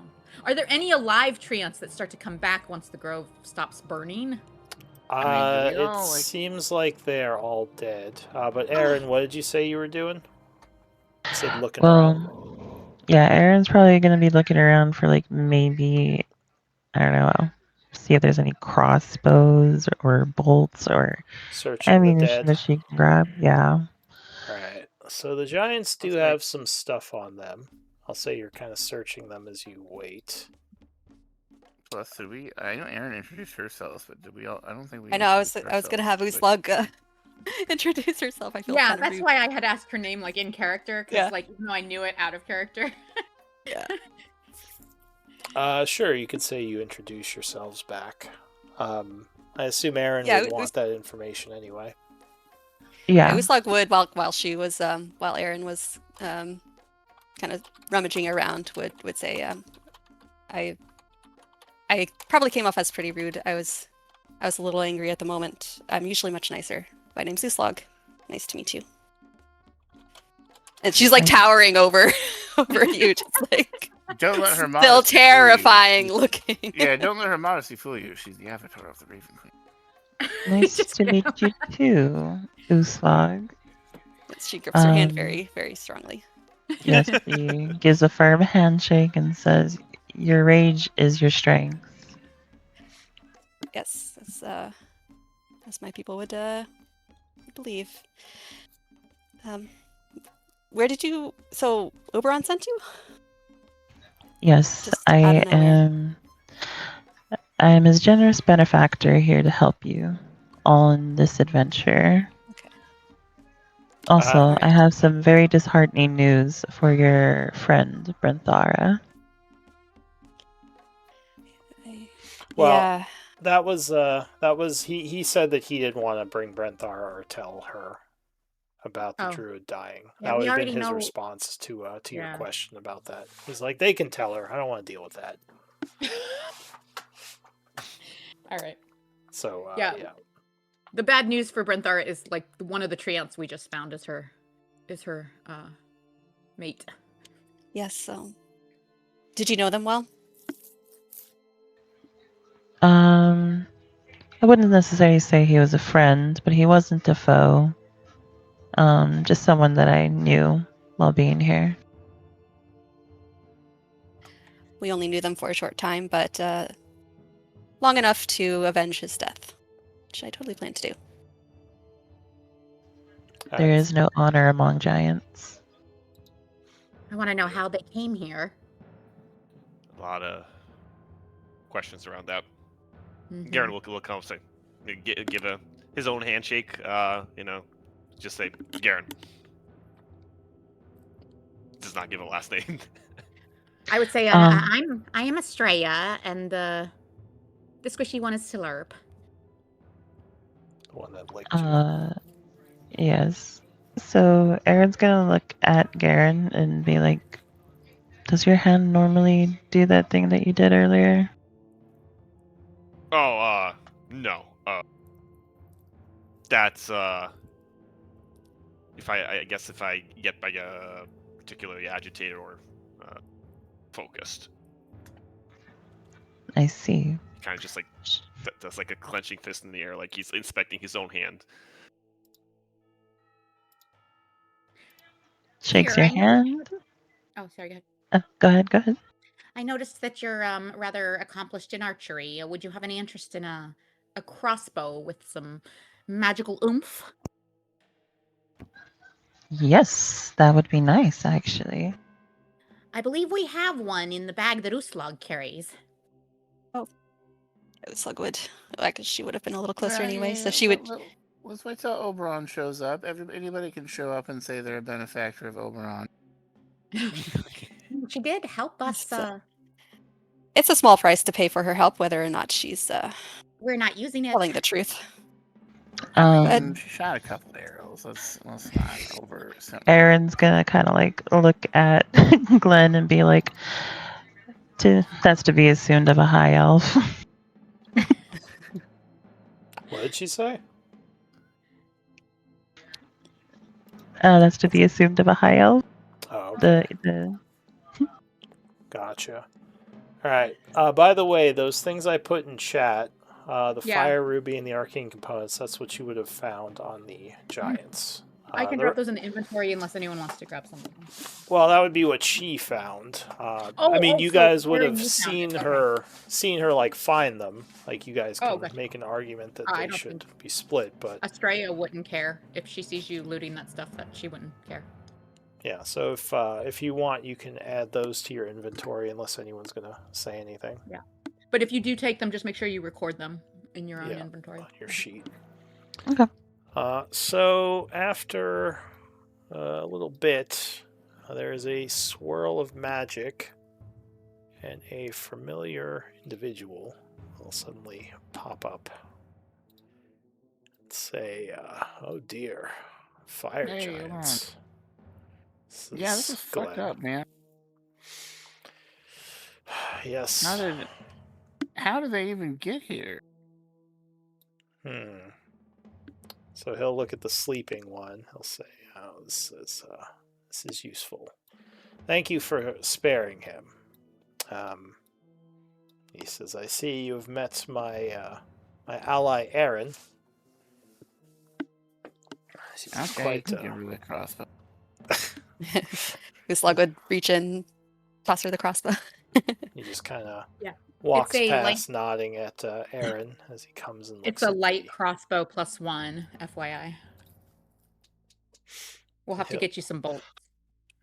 So he'll look at this giant and say, how peculiar.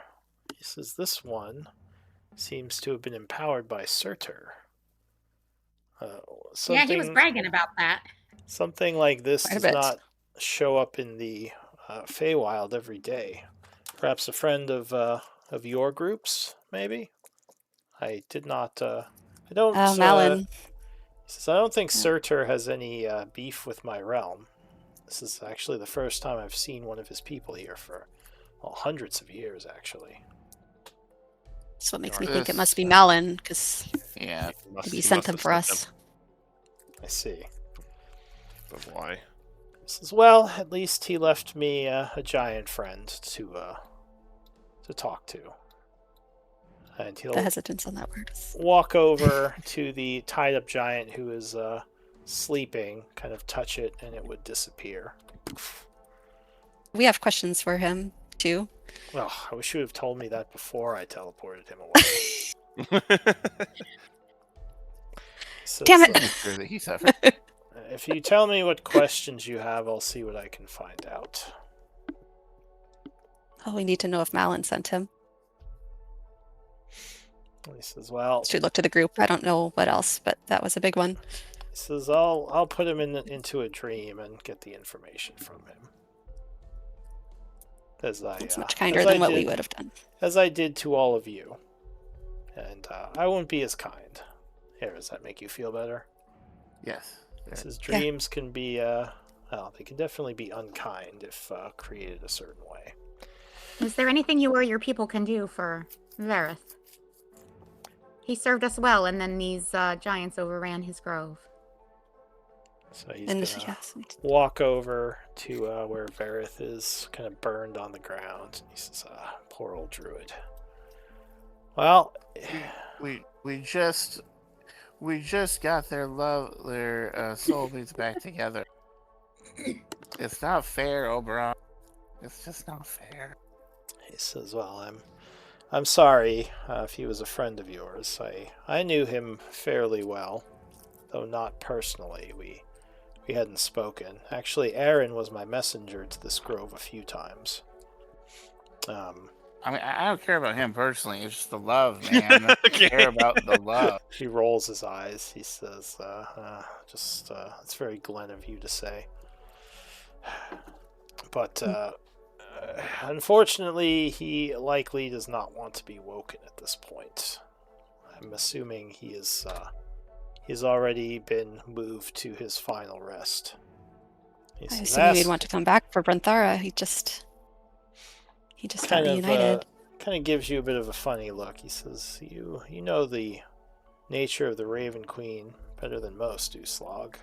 Death is supposed to be permanent." It's not always, though. If the soul's strong enough to come back, it can. He nods. He says, "This is true, but some souls just wish to rest." Do your people have the power to give him that choice, or are you just unwilling? Like, do you not have the power, or are you unwilling to do so? He says, my good lady, young lady, of course I have the power to try to bring souls back. As I suspected. That said, they have to wish to come back, unless Understood. I want to get into a fight with the Raven Queen, which is not That's something. why I wish for you to give the choice to the soul, to his soul. He says, I can't necessarily speak with the dead, at least not currently. If you all have magic to question him after he's passed, that might be one way to find out an answer. Given time, I might be able to get the answer, but I cannot right now. He says, if you'd like, I can bring him back to my realm and see what I can figure out. I can't guarantee I'll bring him back, but there is always a chance. Well, chance is better than nothing. What is the... Is it preserve? Oh, it's a cantrip, isn't it? The thing that... Yeah, okay, never mind. I don't have that. He says, my guess is he will wish to stay in his afterlife and wait for his love. That is how most people... that is what most individuals would choose. If that is his choice, then... Says I will see what information I can get from him as well. But I am going to leave the body here for now, as I assume he would want to be buried in his grove. He kind of changes his mind about taking his body. Uslog, who's like fairly close to death still, just like looks over to Glenn and kind of takes his hand. I would want to come back for you. Aww. He smiles. I would too. Good. Of course you would. Fucking Zyton. You don't know how to die correctly. So out of character, Estrella's fishing crossbow bolts out of Uslug's bag right now and giving them to Aaron. So stop her if anyone has a problem with this. Oh no, yeah, Uslug does not care. That would be in character. She's doing that. Well, no, that is what she's doing in character. I'm just telling everyone that she's over there doing that. Oh yeah, very it would be obvious as yeah. He But looks Aaron, at you doing what this. I put in chat. Yeah. Says, "Oh, how generous! Look at that, Aaron. They're giving you a whole arsenal. I think you will like these people." Well, it's a good gift for someone who's helped us. I assume you'll be on your way then, or This is what? Are you trying to get rid of me? He gives well, you yeah. Unless I mean, you're welcome to stick around. Splitlanders, we accept NPC, or we accept minions. Just call him an NPC. Yeah, you're a bot, Oberon. Why do you know that? No, I don't say that. He says, take good care of Erin. She's a good soul. Not a Zation, but not everyone can be." Are you ordering her to stay with us, or? I mean, we'd Says, be glad to have. Sorry, I didn't. But think, it's her choice. But I thought I made right? that clear. I wished her to go back with you and help you, since I can't really leave the Feywild. I had sent her as a I don't know if servant's the right word, but someone who can help you in your trials ahead. No, she's not. She's not a slave or anything. Kind of look over at Aaron and say, "We've got a lot of danger ahead of us. I hope you whisper for it." Aaron, blink 3 times if you're a slave. Aaron sarcastically winks twice. See, not a slave, Oberon says. But no, it was it was only twice. He says the hag business has been settled, by the way. So how did that go? Says it went fine. We'll see what the results of the treaty bring, but it's not your problem anymore. But it's there's a ceasefire, no fighting going on. Yes, I was able to come to an understanding with Malakara. Ah, okay. So that means that both of you can attend our wedding. And what about the fate of Lyriel? We'd like her to come to the wedding too.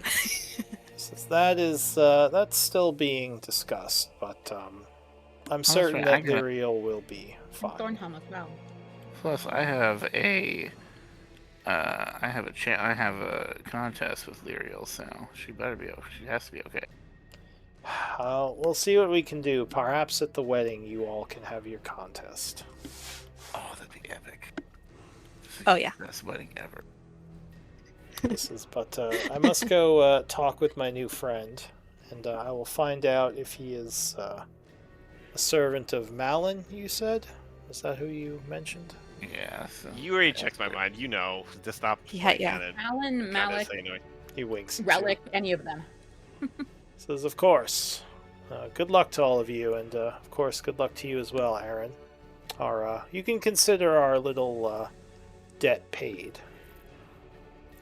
Uslug raises her eye a little bit at Aaron. Debt, huh? He will vanish. Well, suppose we have to start going back to the material plane and deal with this.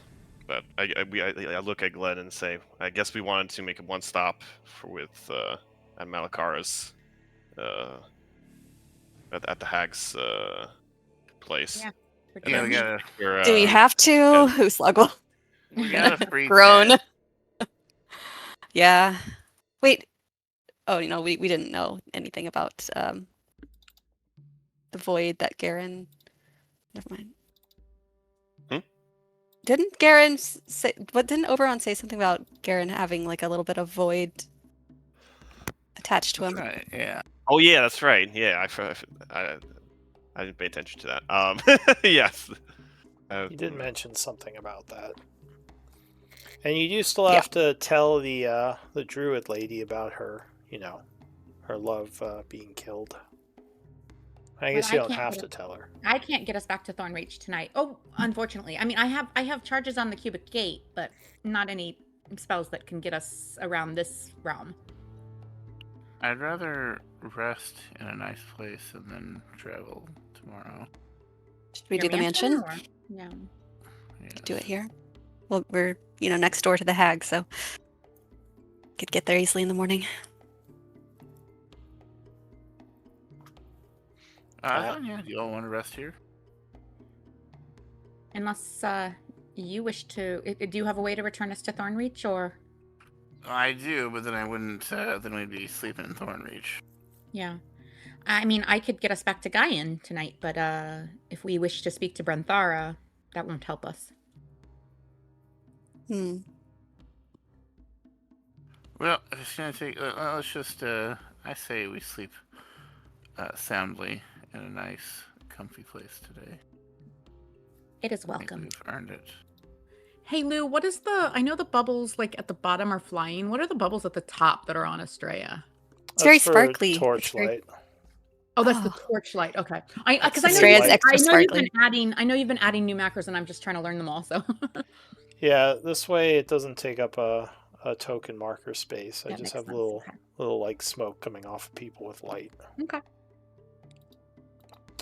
So Celira would say, Celira, she is with you, right? Yeah, she was hanging back, but she's we'll say she was fighting as well. She would say, Glenn just wants to show off his mansion to the new person. I mean, also it's comfy. It's very comfortable in there. Yeah, you don't have to stand there, Celira. And safe. She says, no, sorry, I'm a bit rude of me. It's nice to meet you, Aaron. My name is Celira. And you would have seen her kind of firing arrows during the battle as well. She walks up and smiles and kind of puts her arm around Garen. Garen's like, he gives up, but he's like, he's just like, he's like, his mood is sour because of the situation with the fire giants. She's Noodle Boy's woman.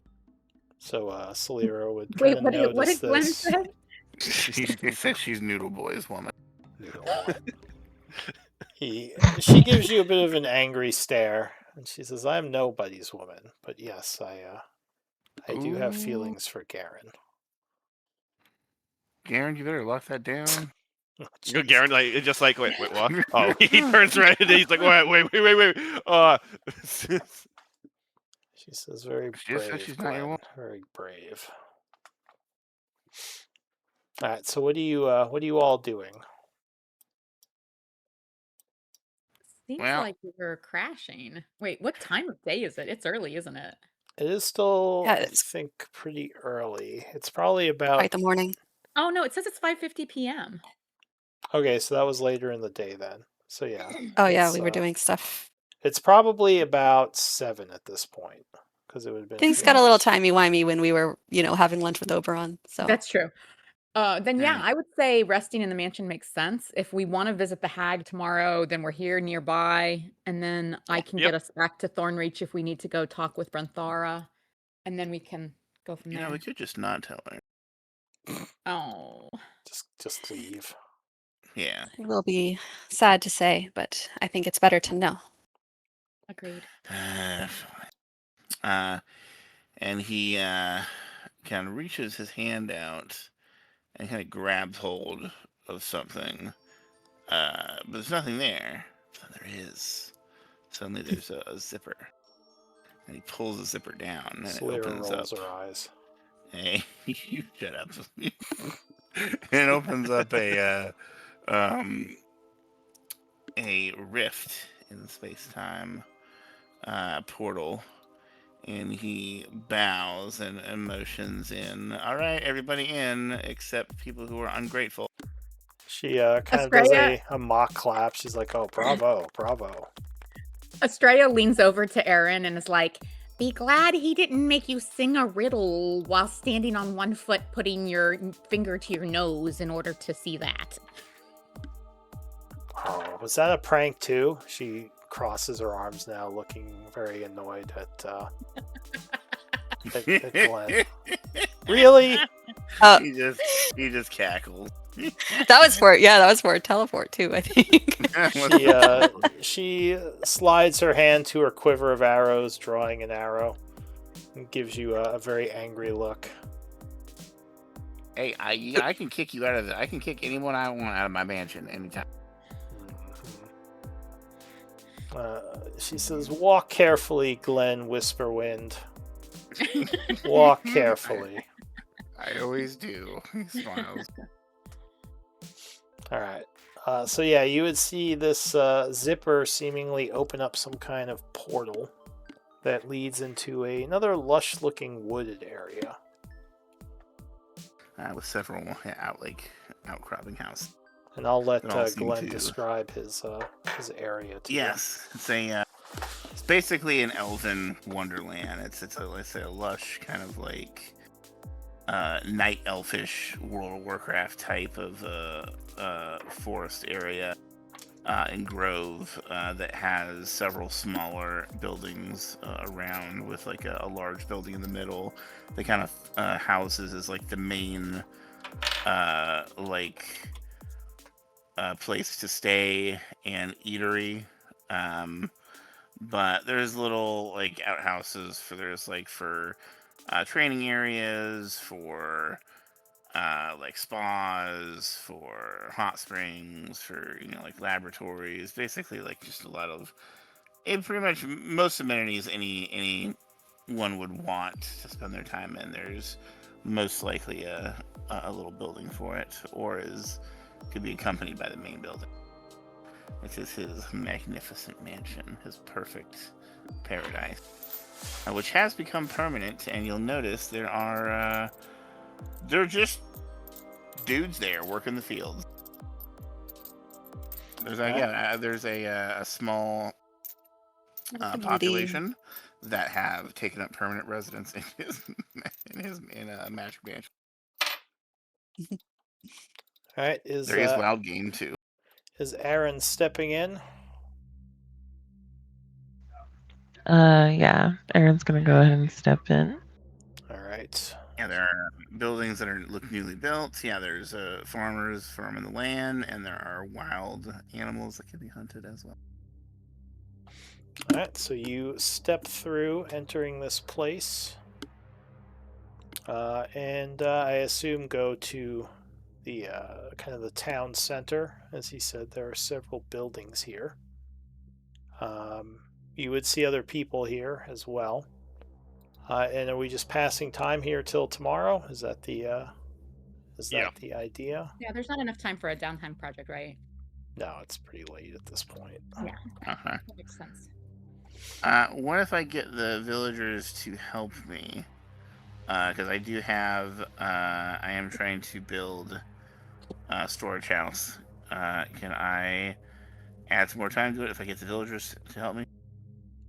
I'll say it's kind of late in the day for that. They're all Okay. kind of finished with their daily work. Wasn't that a project that you had assigned them to do without you there anyway? Or was that when you were working on when you were there? I assigned them to do that, just like to build the basic house.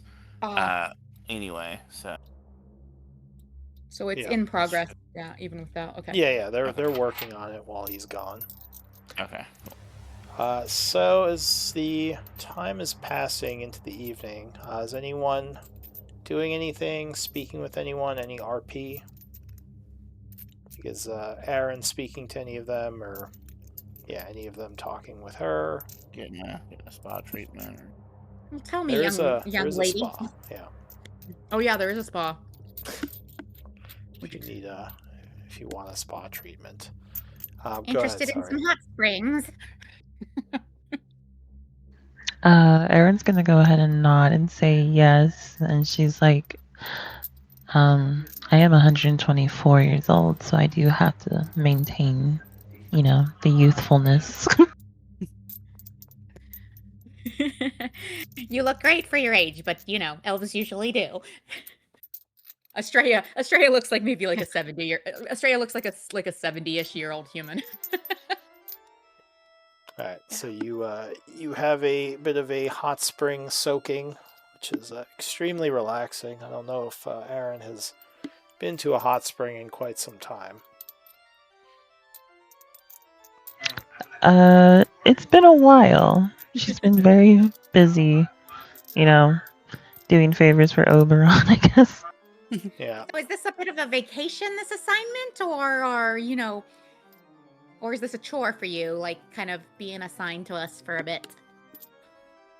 Well, he did say that my debt is paid for, so I guess this was more of a gift to you guys, and I don't mind it, because I'd love to get out of here. Oh, I see. So you were not super happy with sticking around and serving, but you are now, like, paid up? Yes. Well, congratulations. And I assure you, if you do not wish to stay with us, you are under no obligation to do so, but we have some interesting times, and we have some resources and allies at our disposal. We'll try and bring you up to speed on what we've been up to. There's a lot of weird stuff in the multiverse, let me tell you. So as you are sitting there talking, Salira is going to walk in. She says, oh, I didn't realize you all were here. Do you have room for one more? As she starts to take off her armor. Pull up a chair, Blondie. Blondie? She gives you a bit of a Or look. I don't know. Is she more like Auburn? I don't know. Well, she is blonde, but you've never called her Blondie before. So she definitely raises an eyebrow at that comment, but she says, sure. And she will get undressed and come into the hot springs with you, letting out a relaxed sigh as she does. She says, Glenn pisses me off, but the man knows his hot springs. She says, so Aaron, you served Oberon? I'm just curious how long you had worked for the courts.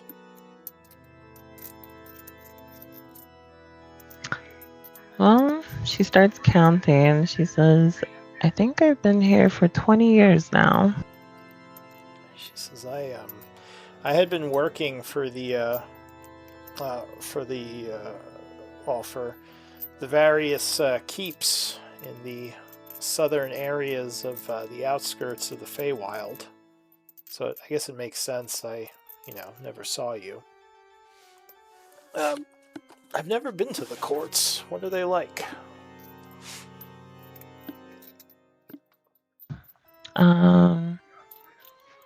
She kind of gives a description of like how Glenn acts. That's probably what you would expect, but with like 10 other people acting the same way. So, in other words, I would probably hate it there. I see. She says, not that I don't mind the occasional mischief, but the man really does go overboard sometimes. She says, there's a lot of mischief around these lands, but it's much more dangerous. Says we constantly have to deal with a lot of the fey tricksters, the hags, and all the very powerful creatures that are kind of kept from the mainlands of the Feywild. She says, still, at least I don't have people making me dance for no reason. She kind of smiles. Alright, so that's, I guess you guys are just going to soak there for a while, unless you have anything else to say. Why don't we do a This dog's break? just off somewhere playing her pan flute. Yeah, most you likely. might hear the You'd hear that the floating in the melody breeze. of the flute kind of making a pretty sound within the village. But yeah, why don't we do a break and come back in a little bit? Yep. Yeah. Right back. Did you have any questions about anything, Aaron? Yes, I just have like a little small question. So I'm guessing this is going to be considered like a short or long rest. Well, when it finishes, yeah, it would be a long rest because they intend to stay the evening in this place, assuming nothing crazy happens to interrupt it. So usually you would wait till the end, and I say like you can spend a long rest. Okay, yeah, I was gonna see if because I think if I'm not mistaken, I get weapon mastery, but I can change it after a long rest or whatever. I'm just wondering how would I do that, but I think we can do that after I do the long rest. Yeah, so if you have something that lets you change your weapon mastery, you just kind of record what your new one is. Speaking of that means your offhand attack didn't need to be a bonus action because you had Nick on your dagger.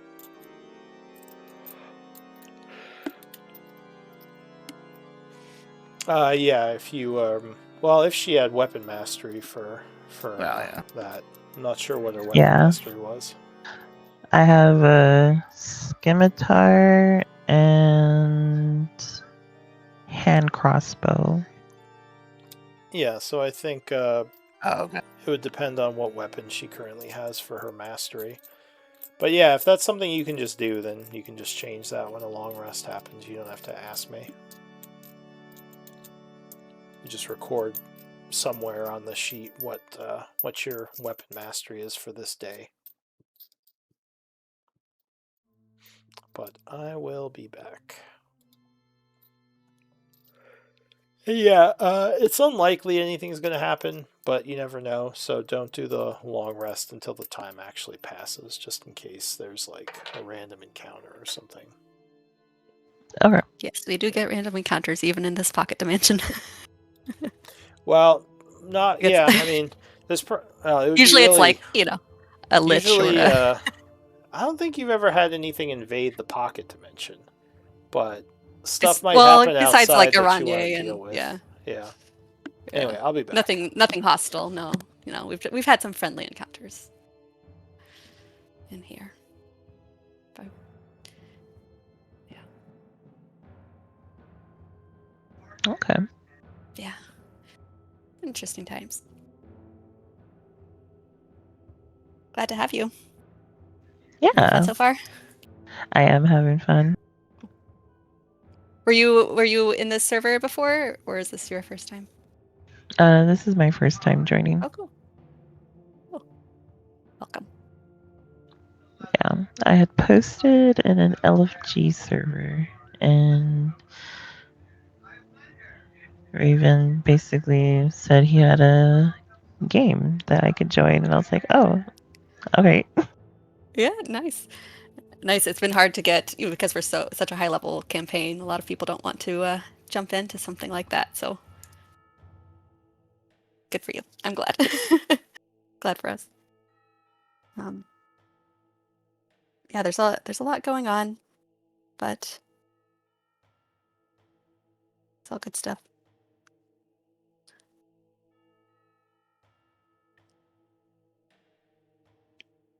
Very eager to see where we go from here. Yeah.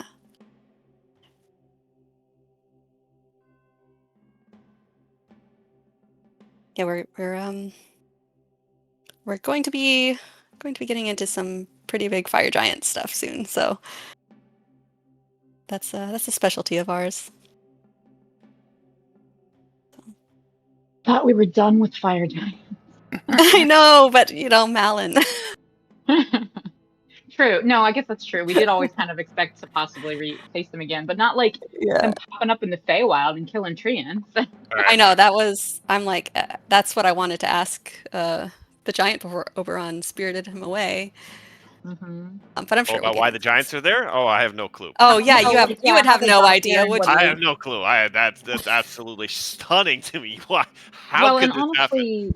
honestly, that giant may not have had all the answers for us anyway, but we might have been able to get some idea of how they got there and what orders they'd been given or what have you. But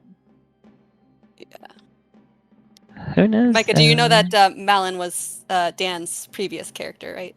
Oh yeah, been that's gone over? Yeah. Sorry, the context is Malin. We keep is my bringing up previous- Malin. Malin's my previous character, and he's going through a bad boy arc. You know, just a light bad boy arc, as you can see. Yeah, he's been causing he us all kinda sorts of went- problems. yeah. Oh wait, so your previous character was Malin. Yeah. Very We've good had friend a of the we've group. had a few PC deaths and a couple PCs turned baddies in this group. Yeah, really we're tried all a his little best, shell but shocked. but some unfortunate things happened to him along the way. So it's Like just- Estrella's actually only been with this group for a few levels because my previous character was disintegrated. Yeah, Oh. yeah, we're all still reeling in that, and then we had another Eli. Mm-hmm. Oh And we my had some God. NPCs. Well, I mean, we just had the Treant die, but like who was like kind of an ally NPC. But like we've had NPCs that had like joined our group and traveled with us that were killed as well. That had romances with PCs and stuff. Well, Yeah. So yeah, Aaron might need to give us a little grace. We might be a little. We're all going through a bit of a hard time. It's tough. yeah. And don't feel overwhelmed. We understand there's a lot of lore behind it, but like feel free to ask questions and we totally understand like if you don't like remember. Honestly, we've been here and we don't always like we're always like, wait, who's that NPC? Like, what was that one dude's name? Yeah, I mean, I've been in this campaign for 5 years, so there's stuff that I remember from 5 years ago, but then there's stuff from like 2 months ago that I can't remember. So I'm a little all over the place with that. Carly is an original player in this game from session 1, and Uslog is because Carly, you had a PC die too, really early. Yeah, So level 3. Level 3, I had my original. first. Yeah, I'm glad. I mean, or I'm not. Ellie or something. Edie, yeah, she was not built Edie. for going out into the wilds and fighting hordes of hobgoblins. She was a hobgoblins. little city gnome with like her little tarts in her pocket, like casting vicious mockery. Or Tasha City's laughter. Yeah, she wasn't really built for for that. So, Jingle but likes yeah, Evie though. In another campaign, in another place and time. Uslog really liked Jingle. She liked that. Liked the way Jingle actually. thought. You're probably one of my favorite characters ever. Jingle was the first bard that Uslog liked. Jingle Lou was doesn't my pull punches, because I remember my original campaign with him years ago. We had this bard join our team, and he was just like a very traditional bard, and we were in the traditional meaning he tries to like seduce everything.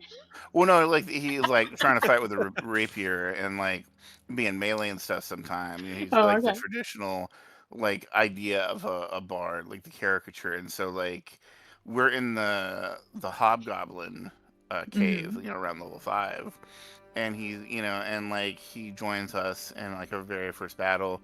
We're against a bunch of hobgoblins. And he's like, he pulls out, I'm gonna pull my rapier and I'm going, yeah, and he attacks, and then like all the hobgoblins surround him and just like fucking kill him in one turn. Oh. And they down him, and then like after that, he only lasted a few sessions and he left. And I didn't think he was like, it was like, it was kind of fun. Yeah, I think Eli when Eli's player joined, I think Eli almost died that first session. Yeah. We didn't trust him. Because he had like, I think he was misled, if I remember correctly, because he was with that like Frostmourne, like what was the Syndicate or whatever. Yeah, but, he told us that they were going to betray us, and so we turned on them. Yeah. That was pretty bad. But he turned out to be a good ally, and then he died. Although Estrella did get to him with a Revivify in time. So it was his soul's choice. It was his soul's choice not to return. Yeah, because the player was leaving, so it made sense. I didn't have that choice with Diddy because she was undead. Yeah, that one was and also thrown across the hallway by somebody. Yeah, I intended. Yeah, no, I was trying to make sure we took her with us during that combat, and we just couldn't get to her. But even then, even if we'd taken her, I'm not sure that I could have done anything. Yeah, so tough does time. Have any loved ones? Tough time. It's tough time. So yeah, Aaron, there's some trauma in this group and a lot of lore, but basically the Shadowlords are the big baddies we've been chasing. There's 2 of them. They've got some lieutenants and some minions that have caused us some issues. They've been going around to different realms and spreading their dark magic to like gather the power they need. And our whole foray here into the Feywild was part of that, where they were spreading corruption here, and we thwarted them here. But then there was a hag coven here in the Feywild that like took on some of the corruption they brought here and like used it for their own purposes, like to kind of like increase their power. So we were kind of fighting that, but we're mostly done here in the Feywild. So we're kind of like looking to go back to kind of our main quest line, which again is these Shadowlords. But these Shadowlords have influence in multiple planes of existence. So there's a lot, but please don't feel overwhelmed. Feel free to ask questions. We totally understand.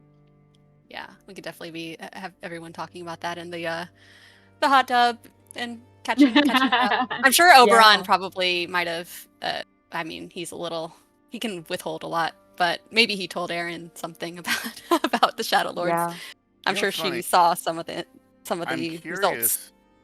I'm curious how Aaron's character backstory would have changed had Glenn not decided to try and broker peace between the hags and the Fey Court. Oh, yeah. We totally would have gone back to Gaian by now. Mm-hmm. No, because Estrella would have kept trying to take the corruption out of the Feywild.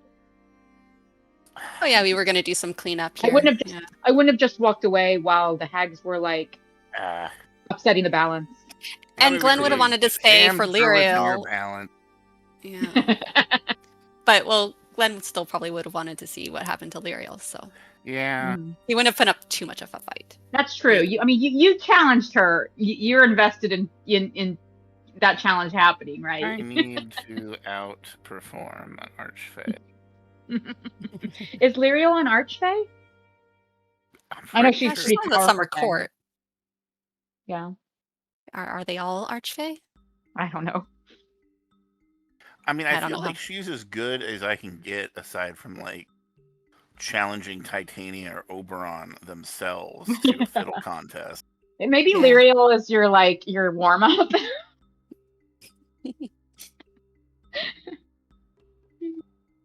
Yeah. So that's like, because that was the whole thing. I'm like, as soon as we were going to the Fey Court, when we were going to Feywild, I was like, all right, I need to challenge some high level Fey to a fiddle contest.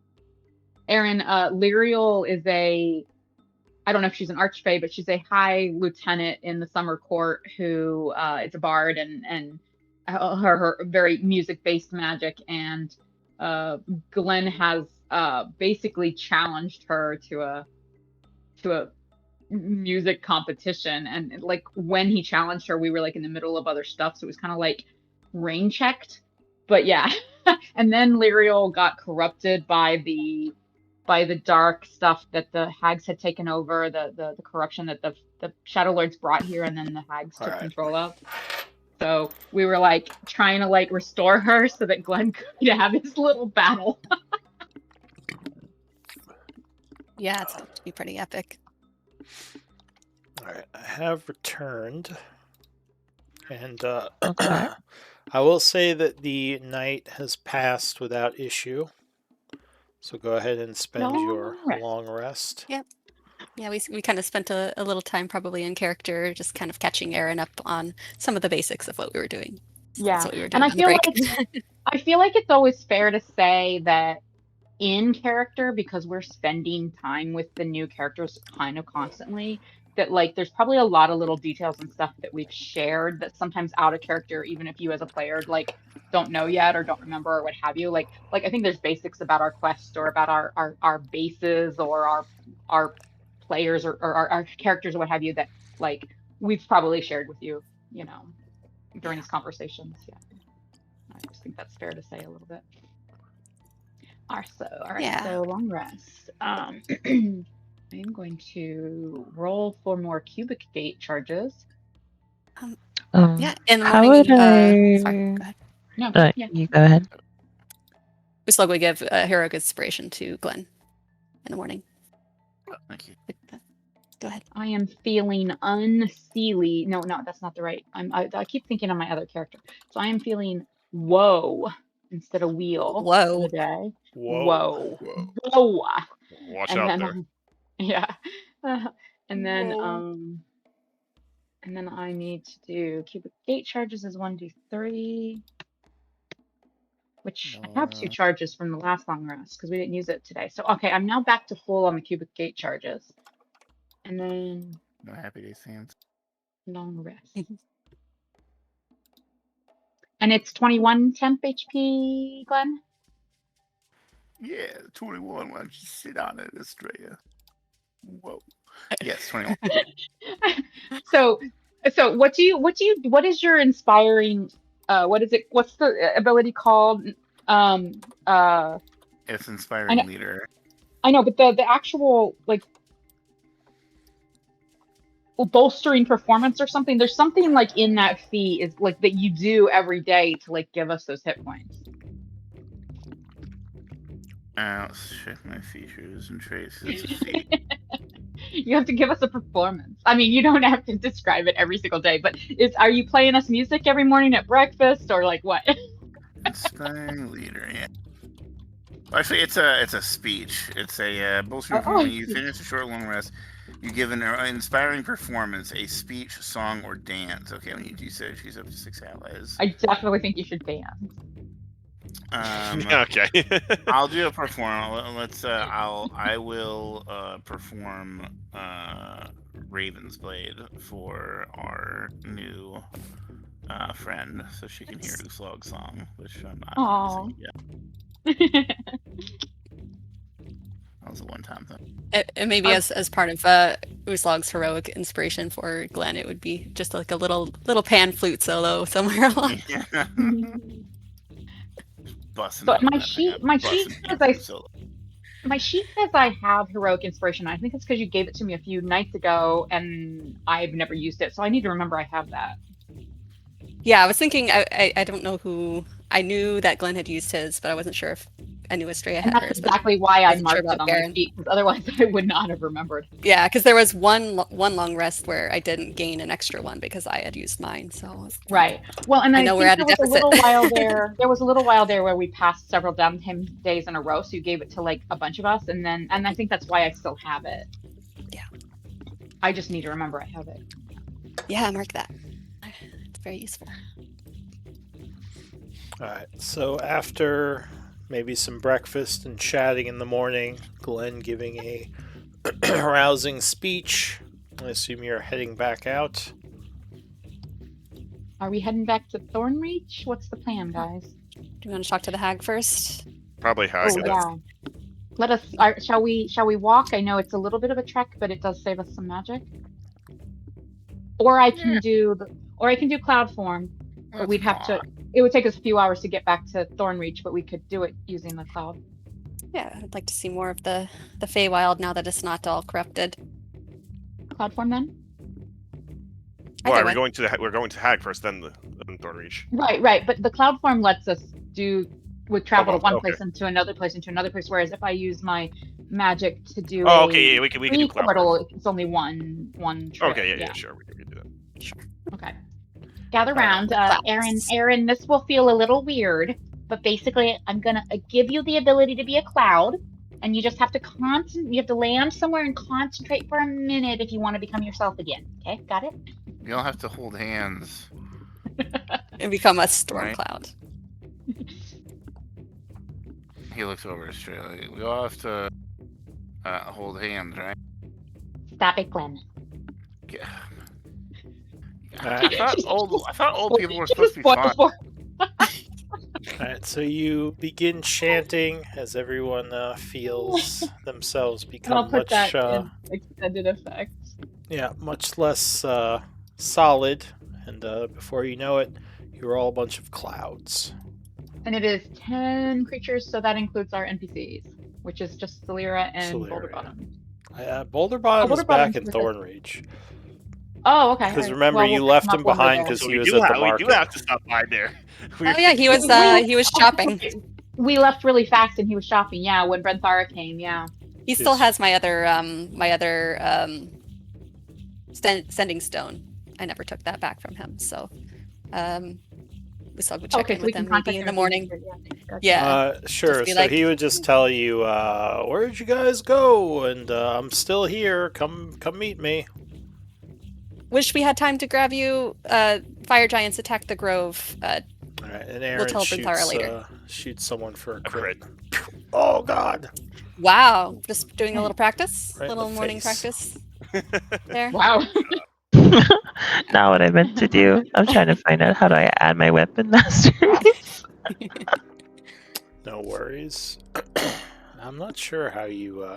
I mean, as long as you know what it does, you can just tell me. But all right. So when you can guys just add it from the compendium, I think. Yeah, I think it's a slow. with a crossbow, I believe you are correct. All right. So you come flying out of the portal. And almost immediately, you notice someone has cleaned up the grove quite a bit. And over to the south, you would see what looks like a new tree, and Brenthara kind of sitting up against it. Oh, she's here. Oh.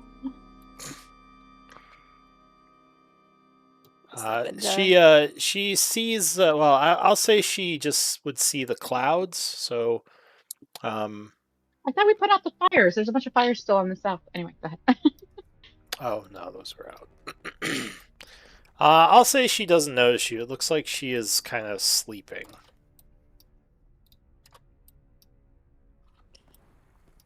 And there's now a tree where Verith had fallen. Oh. I would approach, and I wouldn't run right up on her. I'd be like, well, you're a cloud right now. Oh, that's right. I would take a minute to sniff. All right. So she would she looks a little groggy. She's definitely been crying. You see her eyes are a bit red. She kind of wipes her face a bit as she stands, seeing this cloud approach. She says, "Oh, hello there." Kind of maybe a little nervous. But a moment later, I'll say, awkward for a minute. Yeah. Is anyone else turning back? Actually, I have. I would slowly turn back as well, but she would kind of hang back for now. Lou, I think we're missing Aaron's token when you pulled the party out. There you go. Yeah. Yeah. All right. So whoever is transforming, we'll say after a moment, you would reform, and she says, she says, "Hello, Estrella. I'm glad to see you're all okay. I was worried something had happened to you." I'm so sorry. We were badly damaged from fighting the fire giants, and there was nothing we could do to help the Treants when we arrived, including Verith. We sought Oberon's help on Verith's behalf, but he was reluctant to intervene, feeling that Verith would not wish to return. And I myself found him too late to reverse She just kind of what was done to him. But yeah, she would nod, and you could tell there's a pain behind the smile she gives you, and she says, "The cycle of life and death is well known to us as druids. I believe Varith has moved on to the next part of his journey, and someday I will join him, but the fates have deemed that day to be sometime in the future. So for now, I must mourn his loss and move on. She says this tree will be my gift to his memory. And Do you intend... Sorry, go ahead. she says I will see it grow large and loom over this place as a reminder of all he's done, all he did throughout his life. Are there any treants who survived that were away from the grove during the attack? We were unable to find anyone. She says, unfortunately, I don't think any of them survived. Will you stay here? She says, I don't know. Do you have any idea why this attack happened? Who these giants were? We have some history with the god they serve and the avatar of the god they serve. We don't know that it was related to this attack, and we don't know how they came to come here, but we cannot say for sure that it was related or unrelated. I see. This as well. Whatever the case, if these were your enemies, I don't blame you for what happened. But I don't know. I feel a bit lost. I don't know what I want right now. It's understandable. We will leave you to your grief if that is your wish, but I also understand that when you feel this way, that you don't know what to do, having some other purpose might be of interest. If that is the case, please let us know how we can help. You're welcome to travel with us if that appeals to you in any way, no pressure. I wish to also point out that I understand that he is not a replacement, but Dalreese went out of his way to aid you. He does seem to care for you, and I think she he's kind alone. of smiles. He is alone here too. You know, not saying that. I'm not trying to be a matchmaker here or say that he replaces anything, but you are both alone in a number of ways here in this realm. She says, I appreciate that. Dalreese and I are... She says, that's a ship long sailed. He is a friend to me, but... Well, that's what I'm saying exactly, is that Glenn, you both time to get to care work. each Sorry. care. You both care about...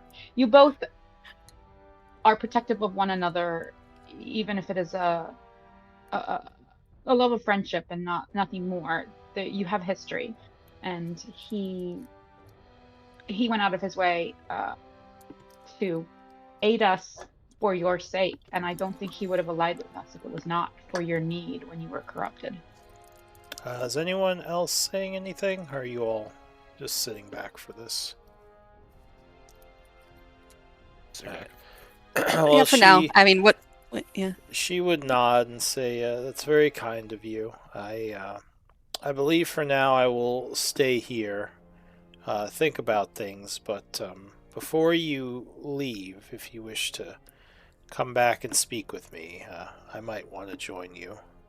She says, "It's been many, many years since I've been back to Gaian, and with Varith gone, there's just not much left for me here. Dalreese could be... Let's just say things between us are complicated, and I don't know if I should speak with him right now, with how I'm feeling." We intended to return to Thornreach actually today to speak to you, not knowing that you had already come here. But we will visit the hags first, and then it is our intention to return to Gaian. And we will, I kind of interrupts, and we will bring whoever did this to justice. She nods and says, "That is kind of you. I'm not one who would seek revenge, and I know that Vaerith was not really someone who advocated for vengeance. But if you could save the life of others, then I would like that. It is not vengeance, as we all too well know what it can do to people, but justice. The foe we fight has caused much loss and destruction and death over many cycles and planes, and continues to do so. So, Jesus. if you Garrett kind of gives her a weird look. He's like, "Wait, who? He's only like." I thought he. Oh! I thought you were talking about the Shadowlord I was talking about. No, yeah, all right, yeah, them too, yeah, them too, yes.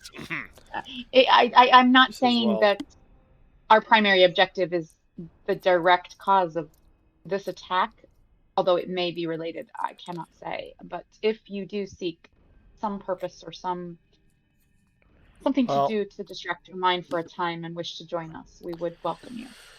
As I said, I need some time to think. If you wish to return here before you go to Gaian, I may join you. But if you wish to, if you don't want to come back here, I understand, and I will find something to do in this grove. Maybe tend to it and regrow what has been lost. How are new treants formed? Are they always? I know that you and Vareth were at one time. Treants aren't created. The treants who lived with us were a group of them we found during our travels down in the edges of the Feywild. She says they're gone. If I encounter more, perhaps they would live with me here. But if I do return to Gaian, I need to think first. So, as I said, if you wish to come back, then we can talk more later. It was my intention to return and further purge the corruption of some of the Stormcoil's children and other pockets of corruption that still remain here in the Feywild. But I currently do not have the means to do so, as my vessel has been filled. I must return to Gaian to empty that vessel. But we have other responsibility, or we have other, what's the right word? We have other commitments. So I wish to return. I'm not certain that we will be back soon, but we do not wish to interrupt your grieving. Take all the time you need, dear, and I appreciate your understanding. So yeah, she kind of, now that she's awake, goes over, and you see her start, looks like she's tilling some earth over here. Maybe getting ready to plant something. But what does the group want to do? You said you're going to cloud form somewhere? I have a question, Lou. Is this area still under the effects of... I assume there was like a Druid Grove enchantment here. Is it still under those effects, or is that something that might have faded with Vareth's death? How would you know that? I'm not sure if I would know that, but it's a Druid thing, so maybe I would know. I don't know. I mean, you could maybe do some kind of detect magic. It's not something you would naturally I don't have sense, detect though. magic. I don't have detect magic. Okay. Yes. So, all right, that's fine. Unless you ask her or something. Okay. But with the cloud form, you're going to the Hag's Lair? I think so, yeah. Okay. Yep. So once again, we all take a minute. We take a minute to like transform. Become cloudy. I'll say after about an hour of travel, you would hit the Hag's Lair.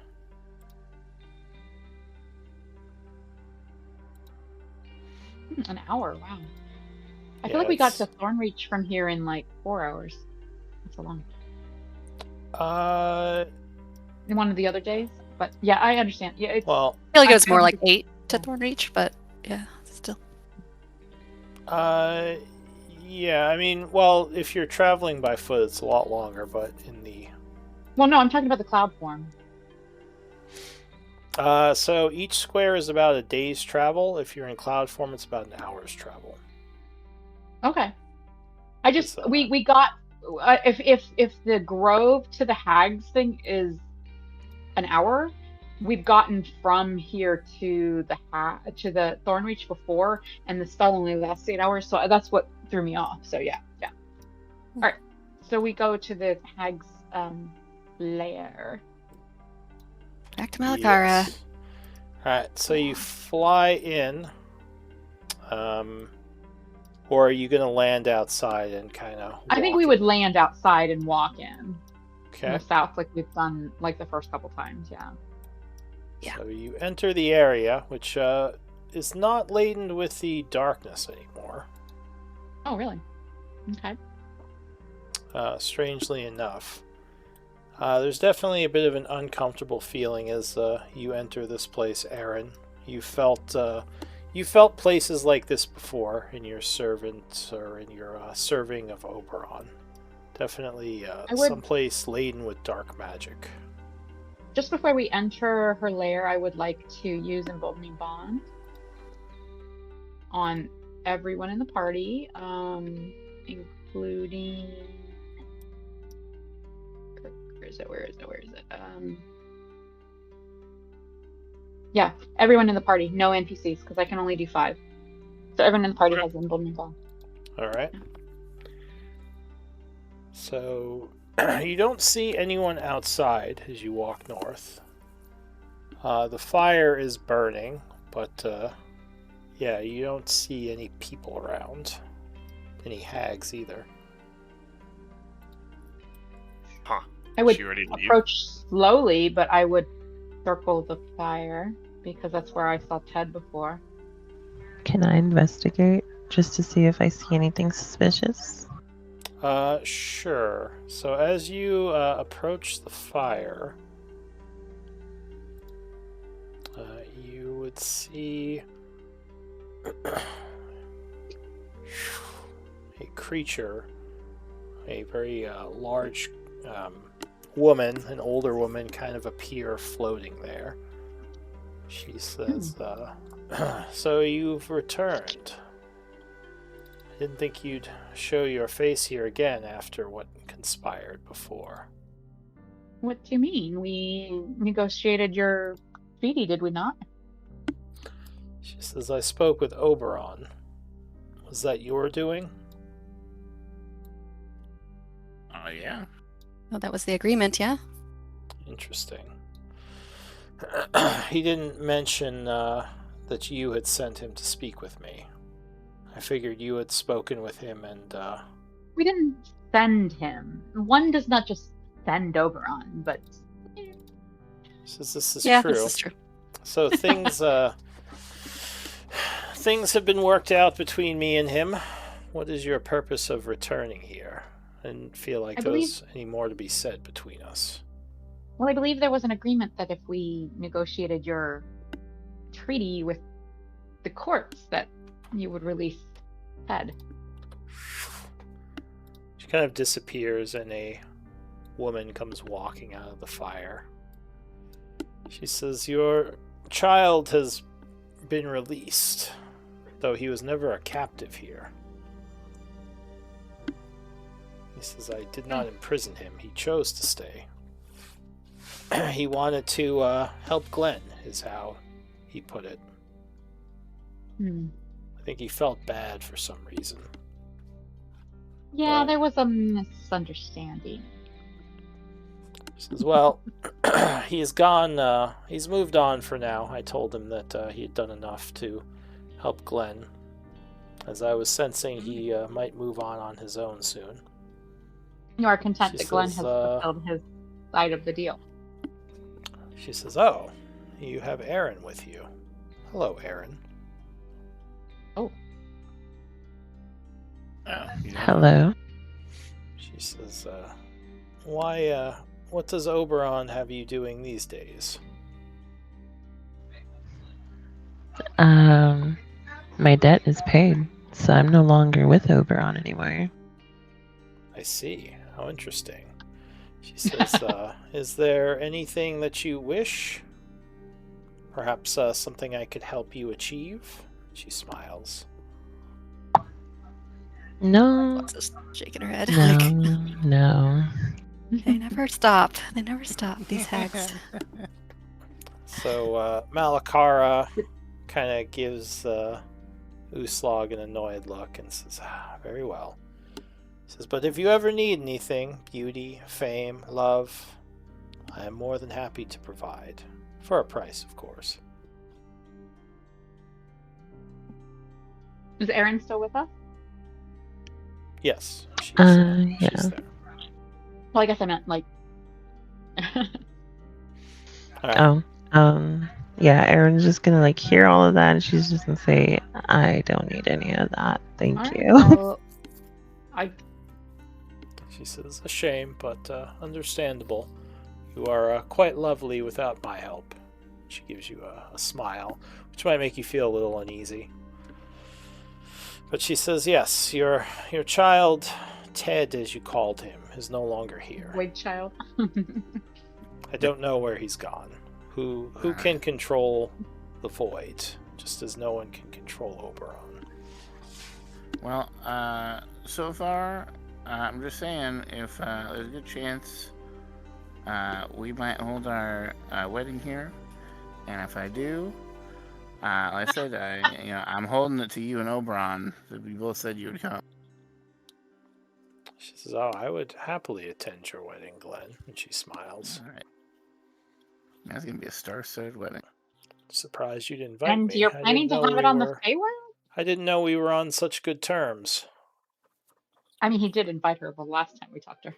She says, if you'd like your wedding to be extra, extra special, perhaps we can even make a deal on. Oh no, we don't need any of that. We've got it all worked out. Yeah, Good. Are you certain? There's many magics I can provide to help with your wedding night. And she winks. Nope. My tribe's always, got it covered. We can figure her out. No. Uslag gives you a very stern look. Yeah, well, he's okay. He says, very well, very well. Can't blame me for offering. But I was curious. Oberon didn't seem to know of the Void Child Ted. I'm guessing you didn't mention him to We don't generally mention him. The fact that Glenn told you of him was a rather a unique case. I did tell Oberon. Oh, did you? I don't remember. I didn't have that in my notes. About the Void Child? I remember. Oh yeah, no, we definitely talked to him about that. Okay. I remember saying saying hey, in the interest of being open and honest, we're kind of. All right. I'm kind of doing this. Yep. So then she would say, Oberon was curious about your little friend, though I had to tell him that the boy had already wandered off. Says, he's very childlike in some ways, despite his immense power in other ways. He's definitely not a child, but agreed. Yeah. But he is. Does have that. He's naive about how many of the mortal creatures of various planes work and think, and and he's curious and ignorant. Yeah. Well, I told Oberon I didn't know where he was, and he seemed almost disappointed. Do you happen to know where he went? We do not, but we. I haven't heard anything. We have possible ways of trying to find him, but no guarantees. Yeah. I see. Well, assume he'll make his way back to. Generally, we only encounter him when he chooses to find us. So did you just come here to invite me to your wedding then? Well, we came here because we thought... Go ahead. Yeah. Oh, just to make sure Ted was released, and that's pretty much... We weren't clear on how much was keeping him here. His abilities are not exactly fully clear to us. And so since part of the bargain was that you would release him or give him that option, and just came to collect. So yeah. Says, well, it's been a long time since I've been invited to a wedding, so consider me as a yes. I affirm my attendance. Consider it a save the date. They haven't actually set a date. Yes, yeah. Yeah, things have been a little crazy since the. Yeah. Alright. I didn't know it was going to be such a big thing. The wedding is becoming rather large. There might be the who's who of multiple claims. Yeah, I didn't, you know, You didn't know you were going to invite a hag to the wedding? I didn't know I was going to either until I did. So as you are talking, you would see to the west of you from one of the huts, you'd hear some noise, and the door swings open, and a figure steps forth.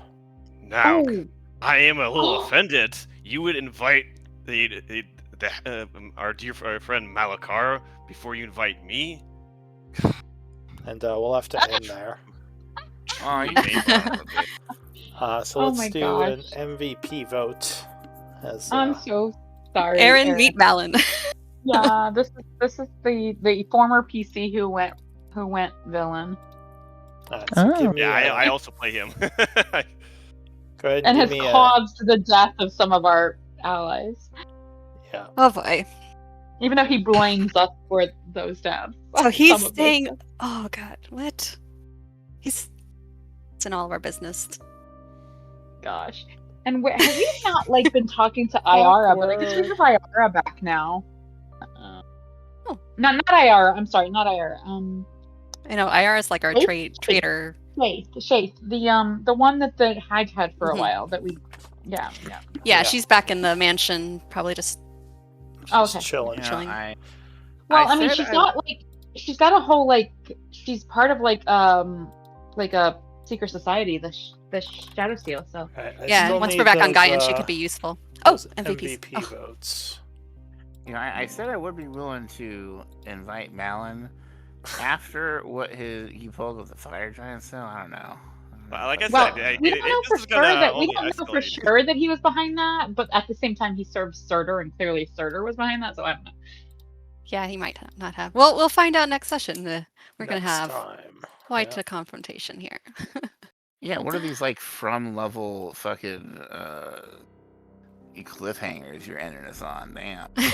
Well, it's towards the end, so I figured go out with a blast. So Aaron, Garen, and Glenn. I want to point out that just so that we remember for next session, you guys hang all have on, golden. One moment. So Aaron, to do an MVP vote, you can vote for whoever you want that's not your own character. You just do a whisper to me with the name of someone who you thought should be MVP for whatever reason you want. Doesn't have to make sense or be like they were the best fighter or anything. Just if they entertained you. They healed you. Yeah. They took a shot for you. So whatever feels like, yeah. The command for that is /W space GM, like whisper, and then space with the message. So the person's name or the character's name.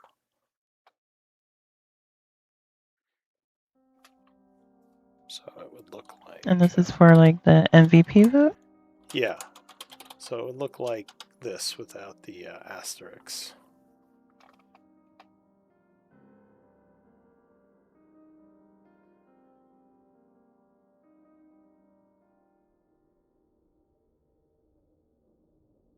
Whoever you were most entertained by or thought they were the best fighter or whatever you want. Like I said, just can't be you.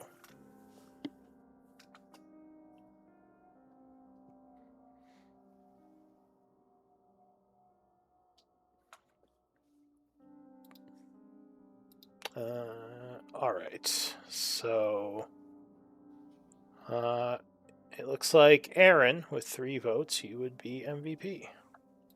Welcome. Welcome. Welcome to the group. And that means that you get a DM's inspiration, which is separate from the heroic inspiration. Yeah, you get an inspiration point, which you can spend to gain +2 to a roll before you make the roll. So if you want to get a little extra bonus to a roll you're going to do, you just say, I'm going to use an inspiration point. And if you want to make a party resource or whatever on your sheet, you can have up to 10. Yeah. So you can hoard them. And okay. it's separate from the heroic inspiration that you might get in other ways from some of the D&D or the 5.5 mechanics. Yeah. Right, but I will be taking some notes. If you guys want to hang out or take off, it's up to you. But yeah, good game, everyone. Yep. Welcome, Erin. Good to have Yeah. you. Yeah, welcome to the group. Yeah, thank you guys for having me. Welcome, yeah. We're really excited to have a fifth. It's been Yeah, it's very good to have a rogue, or well, you had sneak attack. At first, I thought you might be a ranger, but you had sneak attack, so yeah. Hi, rogue. Yeah, rogue. I know. Yeah, we haven't had a rogue in the party in a long time. Give us some scouting, and We were actually pretty stealthy party makeup right now compared to like when Glenn first joined and Malin, and we had all the Warforged. We had Warforged in this group for a while. That was so bad. Yeah. But so we're not bad at stealth, but like having someone that's that kind of stealth, like having a scout and would be really handy. For sure. I hope you had a good session, Erin. Oh yeah, I definitely did. I had fun. Alright, well, I will. I'm gonna get going, but I will see you all next Thursday. Yeah. Thanks, Lou. And yeah, if you have any questions, Aaron, just let me know. Alrighty. And if you want to do any role playing outside of the session, there's a party chat here in Discord. That's called roleplay. There's a roleplay one. And you don't have to do roleplay. You can just speak up in main chat with questions or whatever. But like, we're happy to engage both ways. Alrighty. I'll definitely look into that. Alright, I'll see you guys later. Good night, Lou. Hi, Have a Lou. good weekend. Night.